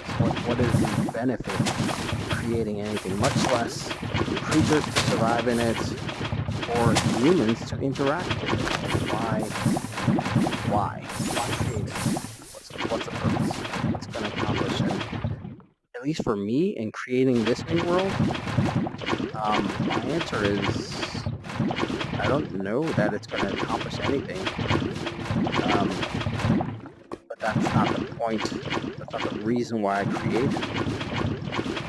I created it for me, to enjoy it. I created it because it was beautiful. enjoy seeing the landscape, seeing the environment, the creatures, benevolent and violent alike. Although, I suppose that's the whole fallen world scenario that we've all heard about. Our land is fallen, our world is fallen. Adam and Eve, it's all their fault. Although in the same position, we would have done the same. I don't know if that's true. Well, you know what? With the same amount of information, it's likely that it's true. Because we're operating under a bias that we would do something different because we know the consequence. But Adam and Eve, having known the consequence and not fully understanding the consequence, still screwed up, right? So, and then you have to deal with the animals and quote unquote monsters in the world that can harm you, whereas before they probably couldn't, right? Or there was dominion over them. But now that you have dominion over the world, it is still a dangerous place, and a misstep can cost you your life. It's just kind of how life works. But the whole point of it wasn't for a fall. It was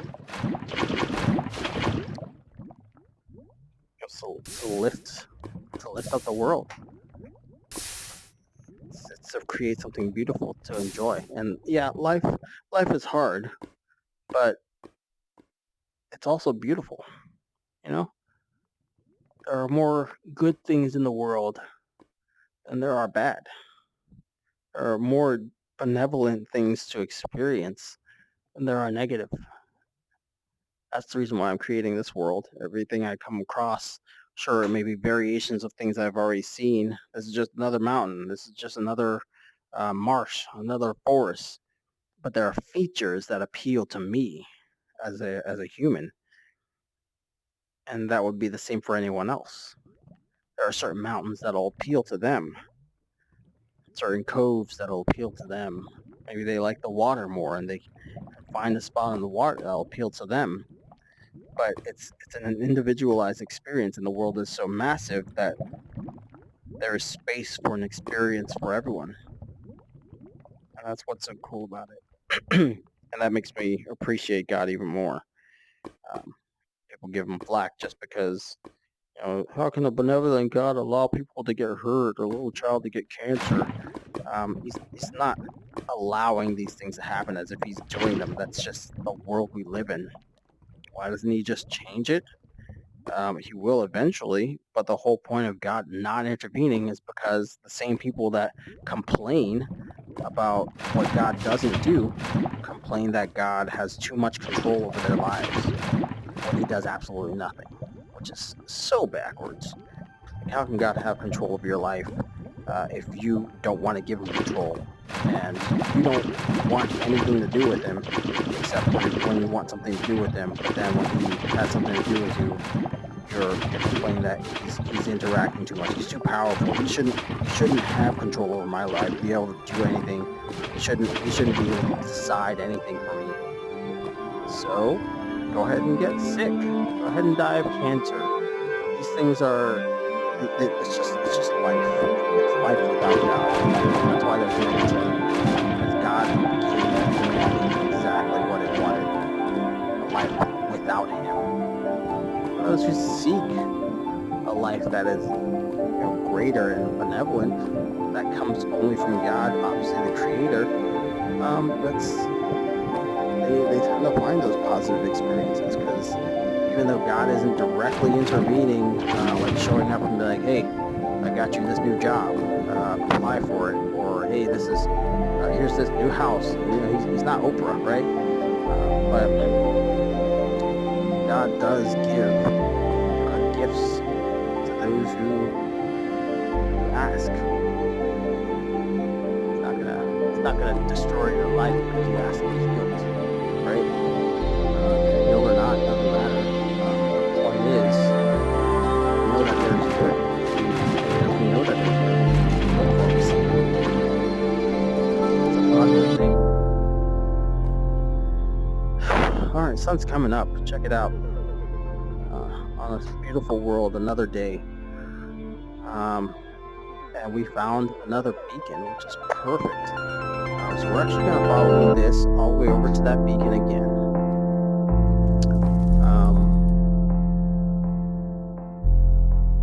And this wasn't in the, or at least it wasn't in the first part of the video. But I think I'm going to explore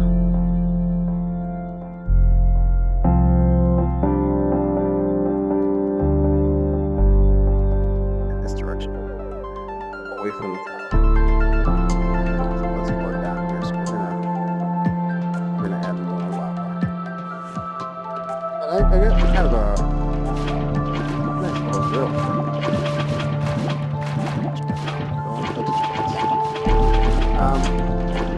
So a lot of people who don't want to believe in God, their biggest issue with God, not benevolence or lack thereof. Of course, people love to bring up genocide and crusade and how could God let that happen? How would he tell people to kill in his name or whatever? And he didn't. Just did what he did. Ended by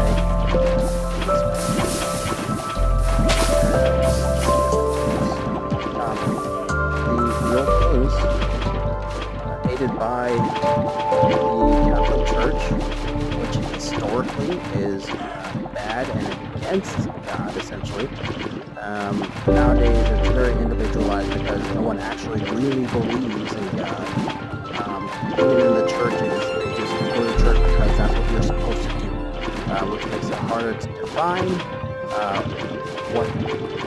whether or not a person as a believer is honest and legitimate as a believer, or they mean like just go to church because that's what you're supposed to do, and you think that just by going to church you're somehow saved from the wrath of God and your life's just going to be just increasing for you. That's a negative outlook. That's using God as kind of like holy ATM or your fail-safe. Like, this is how I protect myself from all the struggles of life by going to church. That's not how God works. God is not pleased to sacrifices. I went to church every Sunday. I sacrificed myself. I didn't drink as much, so I'm entitled to attention. Clearly not how that works. Love is not a matter of sacrifice. God doesn't want sacrifices. The Bible says this. Early on in the Israelite history, like, listen, I don't want your sacrifice. I never asked for it. Like super early, the only sacrifice that was asked to be made was the first fruits of whatever it is that we created. God wanted that as a symbol of faith, and those things were then not just taken and wasted, but the first fruits for the priests, the things that came from the people, were used to feed the priests. The priests were in service of God, and they didn't have jobs. They weren't allowed to have jobs. They had to live in the temple, and they didn't have time to farm. So essentially the tithe went to feeding the priests. Like, that's a good thing. God didn't want the food to waste the food because you're starving. In fact, he says, your money is your own. If you choose not to give it, it's not a sin. If you choose to give it, also not a sin, and it's not any particular extra blessing. It's just, it's a choice. It's a choice to do something good with what you've got. And people, whether they believe in God or not, do that anyways. But something to think about here, because other than that, people have the problem with evolution. And evolution is real. When, in a sense, there are 6 definitions of evolution. And the definition that Christians have a problem with, and that I have a problem with, is macroevolution. The idea that that sheep down there one day will give birth to a cow. Like that's ridiculous. But we do that. We say exactly that with apes. Apes one day gave birth to humans, but then once that happens, it's sterile. A human can't give birth to another ape, or can't copulate with an ape and create another human. Macroevolution does not work. You might say, "Oh, well, microevolution, adaptation over time, they change." Yeah, sure, you might change over time, but you don't change into another species over time. That's the same exact thing. You'd have to get to a point where eventually that ape gives birth to a human, a different species. That does not work. So that's what people have a problem with. But think about this: if the Big Bang created everything, right? We have to go all the way back in time to before anything actually occurred. But then you have to ask the question, and Higgs himself was asked this question, searching for the God particle. What are you going to do once you find the God particle using the Hadron Colliders? He said, we're going to find what created it. What created the God particle. It's such a profound statement, and it just went completely overlooked. But it points out a very good situation. Nothing is just there. Even the God particle has to have an origin. Why does it have to have an origin? Because if it doesn't have an origin, then it's existed for eternity in the past. And if that's the case, then it never comes to being.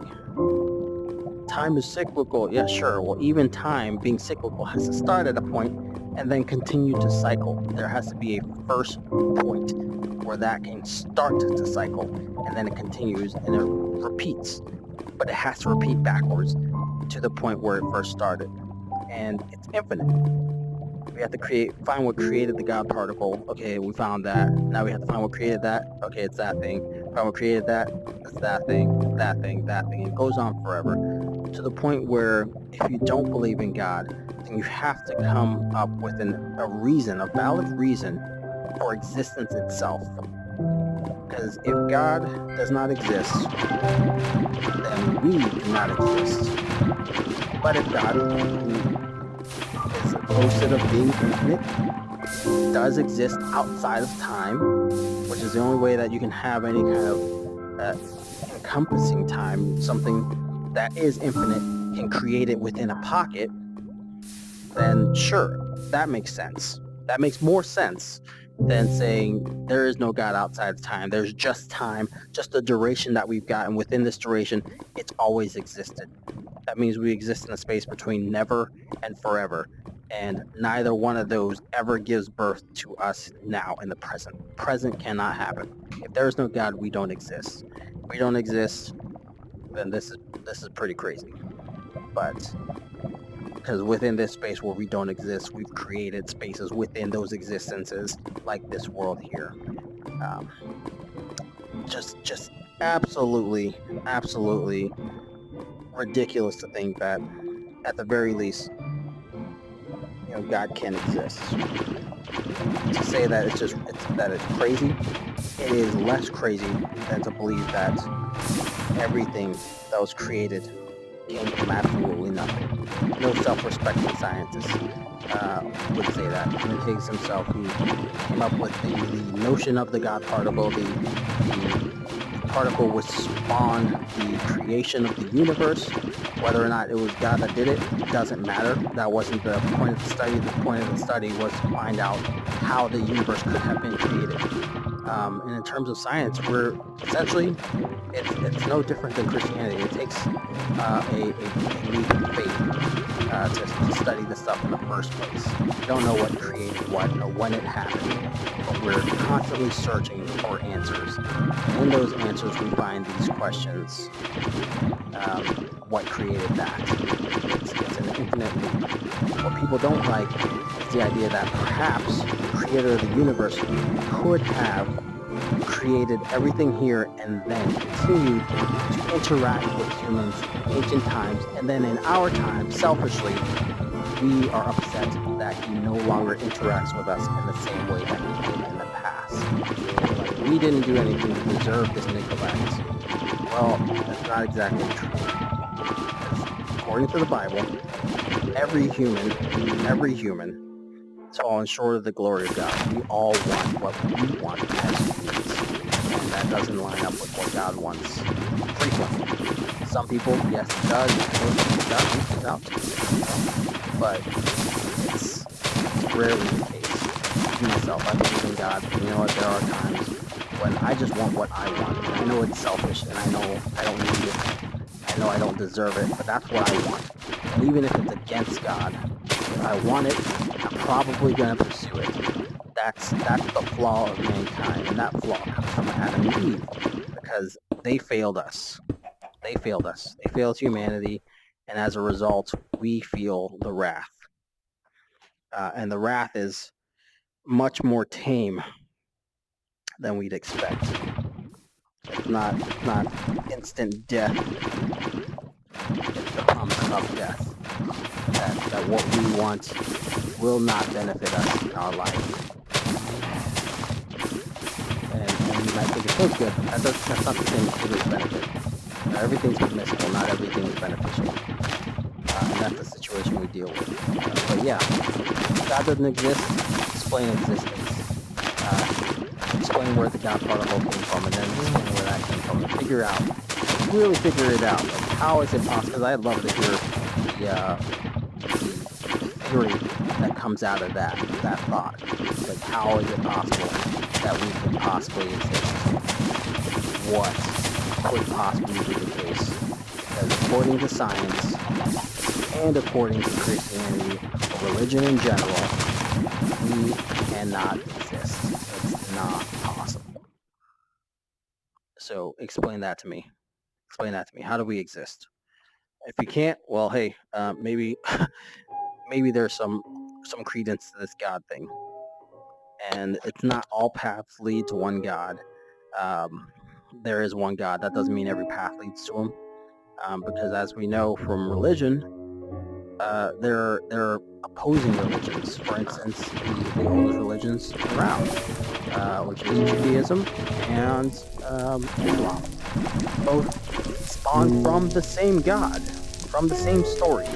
It's a blood feud between a wife and a handmaiden for the right, for a birthright, which is essentially the land of Israel, most of which is currently lost to the tribe of Israel. The current land of Israel in our age is just one tribe's worth of land, the tribe of Judah, which was preserved over time, promised by God to do so. But man, like, it's a blood feud. That's what that is. That's why we have this. It's like everyone's trying to solve the Middle East problem, but it's just not possible because people don't understand what they're fighting for. They're not fighting for peace. They're fighting for the land. And they aren't fighting for land and that you could just give them a piece of land. They're like, oh, cool. Yeah, that's all I wanted. They're fighting over a birthright. And that's not something that can be resolved by politics. It's not politics, it's religion. And of course, you look at eschatology, which is end-time prophecy. And the end-time prophecy is that eventually Israel, having deviated so far from their God, will give into that command to give up part of the land. In this case, it's the West Bank. It's Palestine. That's where the conflict is. They want to keep Palestine. It's the land of Goliath, where he came from. It's Gath. That's Gath. That's the name of the land, Palestine. That was the original name of it. But that's what they're fighting over. And once Israel actually concedes and gives up this land, the people who follow Islam, and I don't mean like the people who loosely follow Islam. I mean the extremists who actually follow what they believe in. They actually read the Quran, they believe it, and they follow it. They take it as truth and law. These people are not radicals. They are the true followers of Islam. And that's a controversial statement to make because so many people claim to follow Islam and they're like, oh no, Islam means peace. Yeah, well, you know what? God is God of love, and wars also happen under his name and in his name and on purpose by him. You know, these just because something means love doesn't mean it doesn't have a component that is negative. And whether or not that's righteous, that's another question. But check it out. The like Islam is not about peace; it's about conquest. And I don't care who you are. I don't care what you want to say about it. Oh, that's evil, that's xenophobic, etc. I don't care. I know people who follow Islam. That's fine. I don't have any problem against people, but it is what it is. You cannot deny certain aspects of Islam. For instance, the whole end time prophecy of Islam is the absolute elimination, murder, elimination, just flat out killing the Jews so that they do not exist on this world. That is in the Quran as the end goal of Islam. That is the end goal. People can choose to follow Islam and say, yeah, I know that's in there, but I just don't follow it. I don't believe it. That's okay. In fact, that's a good thing. But you know what? It's still there, and it's part of Islam. So if you don't believe it, you don't accept that, don't follow Islam. Don't follow a God. So the problem I have with it is that they're choosing to follow a God that would do that. Choosing to follow a God that who not that it's happened in the past, because there's throughout history we have these warring state periods no matter where you are in time, and people just fought over whatever, over their gods, etc., etc. But that over time people have gotten more tame. It happens in the Old Testament as well, because people outside of whatever it was that God was doing, building his people up, they constantly fought against the Israelites because they gained land. They gained things that people wanted, and so they fought them for it. So those wars had to happen. If they didn't happen, these people would have been eliminated. The Israelites wouldn't exist. The problem I have is with end-time prophecy. If the Bible, if Christianity's end-time prophecy was, we're going to eliminate all the Christians, you might say, oh, well, sending people to hell, that's the same thing. Well, no, it's not. And I'll explain that in a second. The end-time prophecy for Christianity is God comes back. Everyone sees that God's back. They're like, oh snap, he's real. And then they are given that choice, or they're given that judgment based on the choice that they've been given. And the Bible specifically says that some who don't think that they would have made it into heaven will find themselves in heaven, or in God's presence, is what heaven is. Right now it's not. It's up in the sky or wherever God is, in whatever dimension. But they will find themselves in the presence of God, and he will say to them, well done, good and faithful servant, sure. But people who have claimed to be followers of God will find themselves in the lake of fire, right? Ooh, lake of fire. It was created for Satan and his angels, but hell, they'll find themselves in hell, and hell itself is thrown in the lake of fire. Two different things. But hell is simply the absence of the presence of God. And once that separation is done, these people don't want God's presence. That place is then taken and thrown into the lake of fire. But it's a choice. These people know God's there. And up to the point where God returns, they're given the opportunity constantly. They see the signs, and the signs are written in the Bible. They'll happen. They'll say, oh yeah, I knew that was going to happen. I knew the next thing was going to happen. And it's a constant begging, essentially. Believe in God. He's real. You thought he wasn't real. Sure, that's fine. But you have the proof now. You always said, if God would just show himself, I believe in him. But now you have the option, and so many people are just going to squander that. They're going to be like, well, you know what?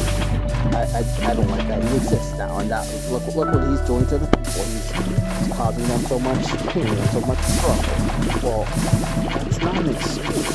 That is not an excuse. Everything he said he's going to do, he will do. When he shows up, that's the whole point. The whole point is that he fixed this. You're at that point. Like he's here. It's about to be done. So there is no excuse. There really isn't. So I would have a problem with Christianity if the end time goal was to eliminate all people who don't call themselves Christians. And in fact, the Bible shows people who call themselves Christians will also be finding themselves in hell. It's not about what you claim to be. It's about who you really are, whether or not you show love to other people. But Islam, the end goal of Islam is literally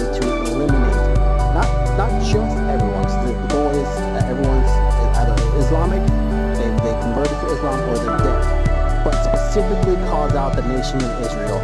Its brother, literally its brother.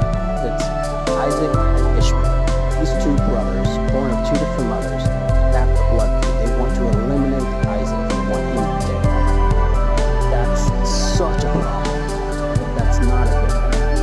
And if that's the whole entire goal of your religion is to eliminate your brother so you can have a piece of land, yeah, that's wicked and deserving of hell, I'd say. So yeah, no, it's insane. It's insane. Believe what you want, but like, man, if you're gonna believe something, be ready to defend what it is you believe. Anyone could ask me any questions about Christianity. It may have started off as something that I believed in or that I went to church or whatever because my parents went. But at some point, I started asking questions, and when people didn't have answers, I didn't stop asking the questions. I started reading. I found out it was the illiteracy of the Bible which kept them from answering the questions. They got so uptight and stuck in their ways that they had no answers. They didn't know anything. And that's such a dangerous place to be, and I don't want to be in that place. So I started reading. Pretty easy. The Bible's not impossible to read. And I was done in 3 months. Read through the entire Bible. I've read it 3 times now. Just making sure I understand the perspective. Read it first, who is this guy? Read it the second time, who is this Jesus? Where does he show up throughout history? Third time, what about this Holy Spirit thing? What is that about? Where does he show up? Each time, open up a different perspective. And now every time I read it, I'm looking at the people themselves. What were they going through? What people have to deal with during this time? How would this have been? What's their perspective? What's going on here? And it all makes sense. It's all very human in it. The most thoughts and feelings of humanity, and because it has so many layers, unlike any other text, like that's why I accept it, because I know that these things are legit. On top of my own spiritual experiences, which can be falsified, sure. That's why I don't use them as testimony. Believe in that, then I can tell you what my experience was. But if you don't believe in that, and it's not going to matter to you. It's not going to make a difference. But like you have to take a look at what you believe. If you don't know what you believe, what you're claiming to believe, then you're a pawn. And I don't want to be a pawn. So I learned what I claim to believe. I read it all, and if there was anything that I didn't agree with, I found out more about it until I understood. Because it was either going to be I understood this and I didn't like it and I was going to throw it away, or I understood it and I understood where it came from and I'd keep it. I went in there with an open mind. Like, I might not like what I claim to be a Christian means, and as it turns out, it all makes sense. It all makes sense, and I accept it. Most of the negative things that happened had nothing to do with God. They had everything to do with mankind and their choices against whatever God's will was. That's understandable. Nobody ever told them to murder people. Like, they chose to do that, and then they blame it on God, or they use God as a scapegoat.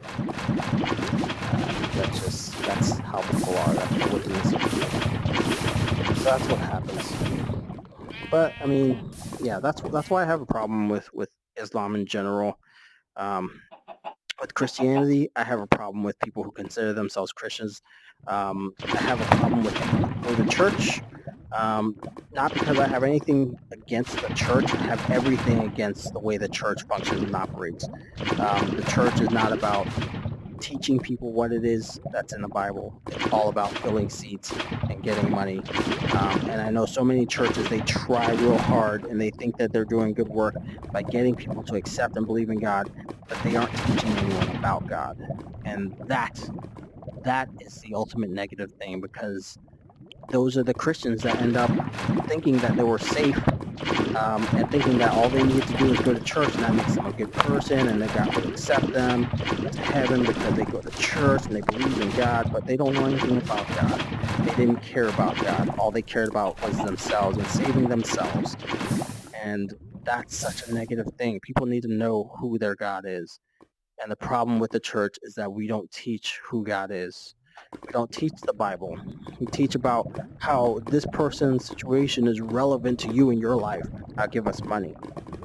We don't say, you know what, Jesus is coming back. Because if you say that, then people get scared, they leave. The Christians will get scared and they leave. These people are too radical. What, like, that's your religion. Your whole existence is based around the idea that Jesus will return. And you'll say, oh, amen to that, amen to that. Have you ever read Revelation? Do you know what's going to happen? Oh, no, I don't really understand that. Or I heard this sermon by my favorite pastor, such and such. Yes, it's such a great sermon. It was a great service, amazing service. What was the service about? Oh, well, Elijah, great man, his faith. No, that's like it's always the same story, always the same story. That's what's so bad about churches. Is that we aren't teaching people to be competent. We're just teaching them to show up at a church, give money, and sit down and be stupid and foolish. God says we're supposed to be wise like serpents and innocent like doves. People are stupid. And Christians tend to be doubly so. And that's why we get so many issues with scientists and arguments, because it's not a matter of finding out information or being open-minded. Christians tend to just be straight up ignorant, and they think that that's okay as long as they just flat out deny everything, and say, God is my savior, and they're good. But no, God wants us to be intelligent. He wants us to understand and to be able to teach other people. You can't bring other people to church and say, look, this pastor's going to tell you everything you need to know, because he's not. He's never going to read on Revelation. And if he does, he's going to sugarcoat it so much, he's going to make hell look like a Ferris wheel. Like, it's just bad. It's just terrible. We do not teach about the eschatology, the whole point of the religion, the end goal of anything, of any religion. Eschatology, end-time prophecy. What is the end goal of this religion? You ask that question, you will find out exactly what it's about. And when you ask that question in Christianity, well, nobody knows. I've got some videos that I put online with answers and discussions based on those things, but like, nobody wants to ask the questions and nobody wants to answer them. But it's super simple to understand. God will come back. And when he comes back, it's not going to be a good thing for the earth. The earth is going to continue getting hotter. We see this now. We call it global warming. But the Bible was written over, a couple of 100 years from the beginning of the millennia? The 2 millennia ago? Like, since the first century, the Bible has been saying in the end times, people are going to be abstaining from meats. They're going to be abstaining from marriage. People don't want to get married anymore because what marriage what's been done to it. It costs too much to get married. It costs too much to try and love someone. It's impossible. It's extremely difficult. The world has made it commercialized. Nobody wants to get married anymore, and I don't blame them, right? The Bible also says, vegetarianism. That's a thing. Yeah, sure. People in the Bible might have just eaten certain vegetables in like Adam and Eve's time, sure. But by the time of Noah, they were eating everything. Occasionally there's vegetarians, but you know what? This is a worldwide thing where people are abstaining from meats. Like, meat's bad for you. It's really not. But people can choose not to eat. That doesn't make it evil if you do and you call yourself a Christian. Good on you. Whatever. What you eat is your own decision. There's no negativity there. It's just a matter of, this is new.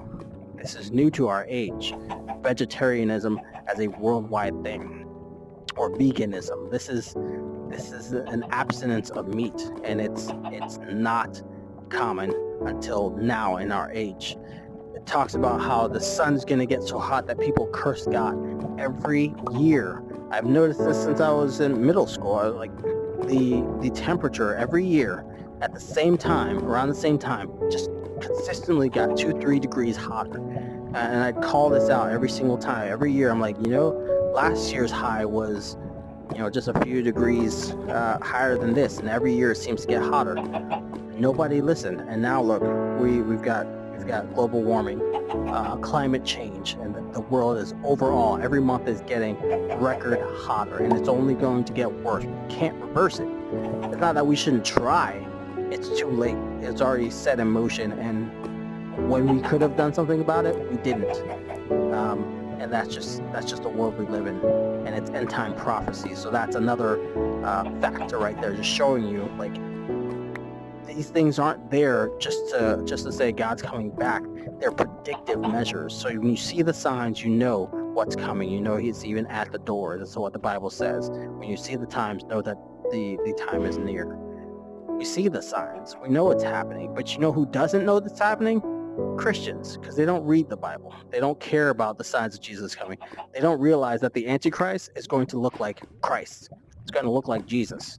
We don't know what Jesus looked like, but what we do know is that the Messiah is eventually supposed to come back. And when the Antichrist shows up, he's going to claim to be Jesus. And who's going to be fooled by it? Everyone who doesn't believe in God, because they are going to see something that is supernatural, and this person's going to say, oh yeah, by the way, I'm that God. Peace, live your life, YOLO, right? And they're going to be like, oh cool, he doesn't actually want to control us, and he claims to be God, so he must be God, and he's going to let me do whatever I want. So this is cool, I'll worship this dude. And then Christians are going to be like, oh, he's the God that said he's going to come back, and now he's back. He's back to make us happy and to let us do whatever it is we want to do, because that's the whole point of Christianity, right? Just to be safe. And God shows up and says, yeah, you're safe, cool. But that's not what he's going to be. That's not what Jesus himself, the real God, the real Jesus, that's not what he's going to be coming back to do. In fact, he says he's coming the same way he left. He left in the clouds. He ascended. He literally started flying, showed up, some clouds wrapped him up, took him up into heaven. Space itself opened up, and he went into another dimension, and he was gone. The same way he left is the same way he'll return. So when people see some dude just show up and be like, yeah, by the way, I'm Jesus, they'll believe it. The Bible says, don't believe it. It's not him. Same way I left, same way I come. And specifically that when Jesus actually returns, there'll be a war. A feast for the birds, he calls it, because the nations will gather against him to try and kill him. But it's God, the creator of everything, including your intelligence and every idea you could possibly conceive. Yet the world's going to feel bold enough, emboldened by this new Antichrist, who is backed by the devil, and this profound power, to think that they could actually defeat God. And it's insanity, but you know what? That's the end time prophecy. And it's all viable. You know, it makes sense.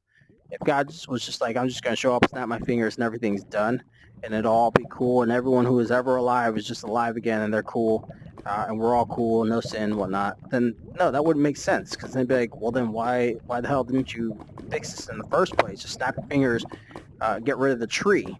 You know, just snap your fingers when they failed and make everything right. But he didn't do that, because that wasn't the point.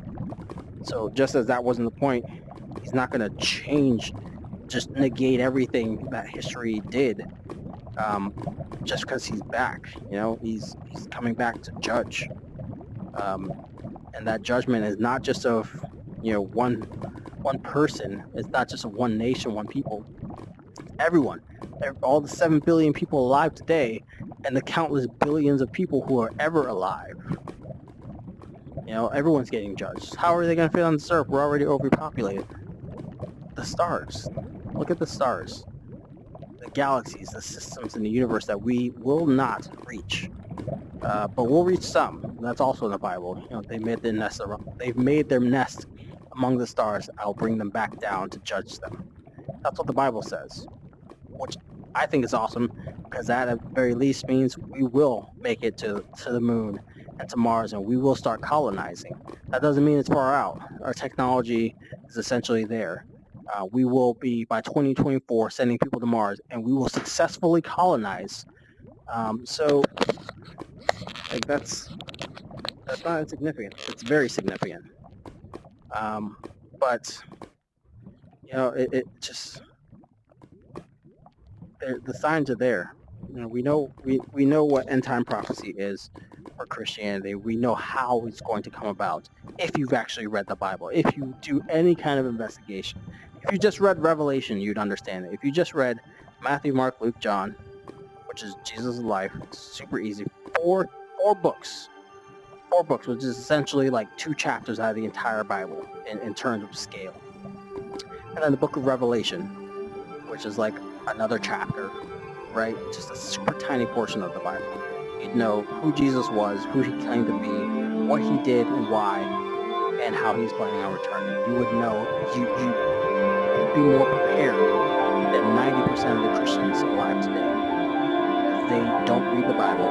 They just regurgitate whatever the pastor said to them for the day, because they immediately forget it because they have to go and have brunch, and they think that just by hearing it, that's their faith. Faith comes by hearing the word of God. So if I just sit in the church pews and I'm fine. No, you need wisdom.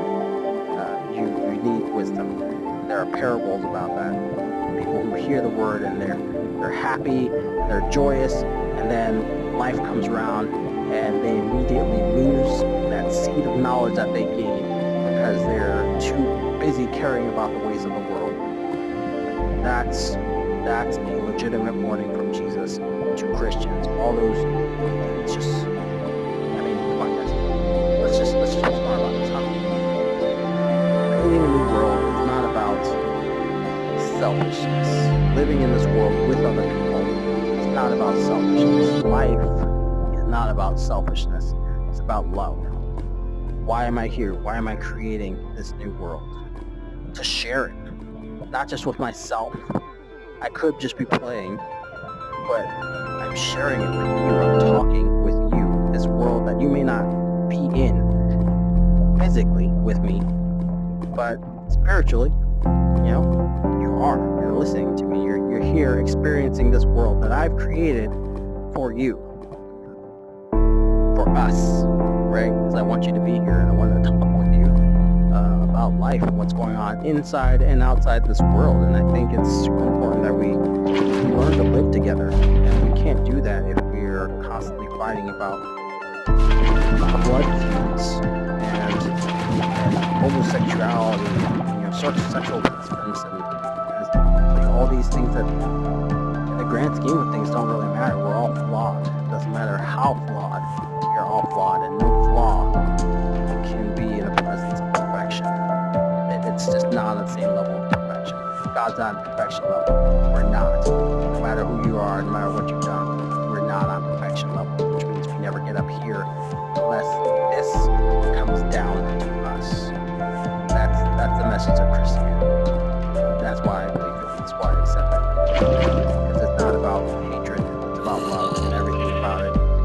Beginning to end is God is love, and He will find teachers in prayer. Look at this. Even the monsters of this world have children. Hey, little guy. So if nothing else, that's a testament right there. Life might be dangerous, but it's only dangerous because it's a fallen world, huh? Now we gotta kill this guy, huh?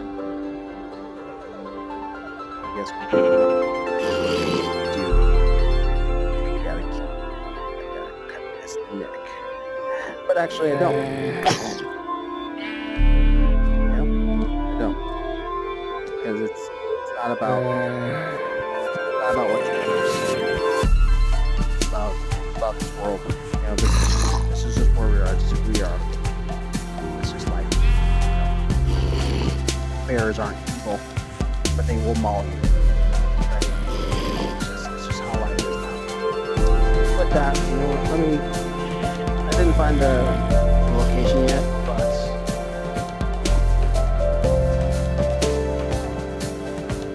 I want to wait till the sun comes out. I'm gonna have to go through those videos again. I know we're super close. We're at a spot right now that's super significant for us in our journey, and I will discover where we are. So thanks for watching. Thanks for listening. And think about that question: like, if God doesn't exist, then how do we exist at all? That rattles my brain every now and then. look, the sun's actually coming up, so.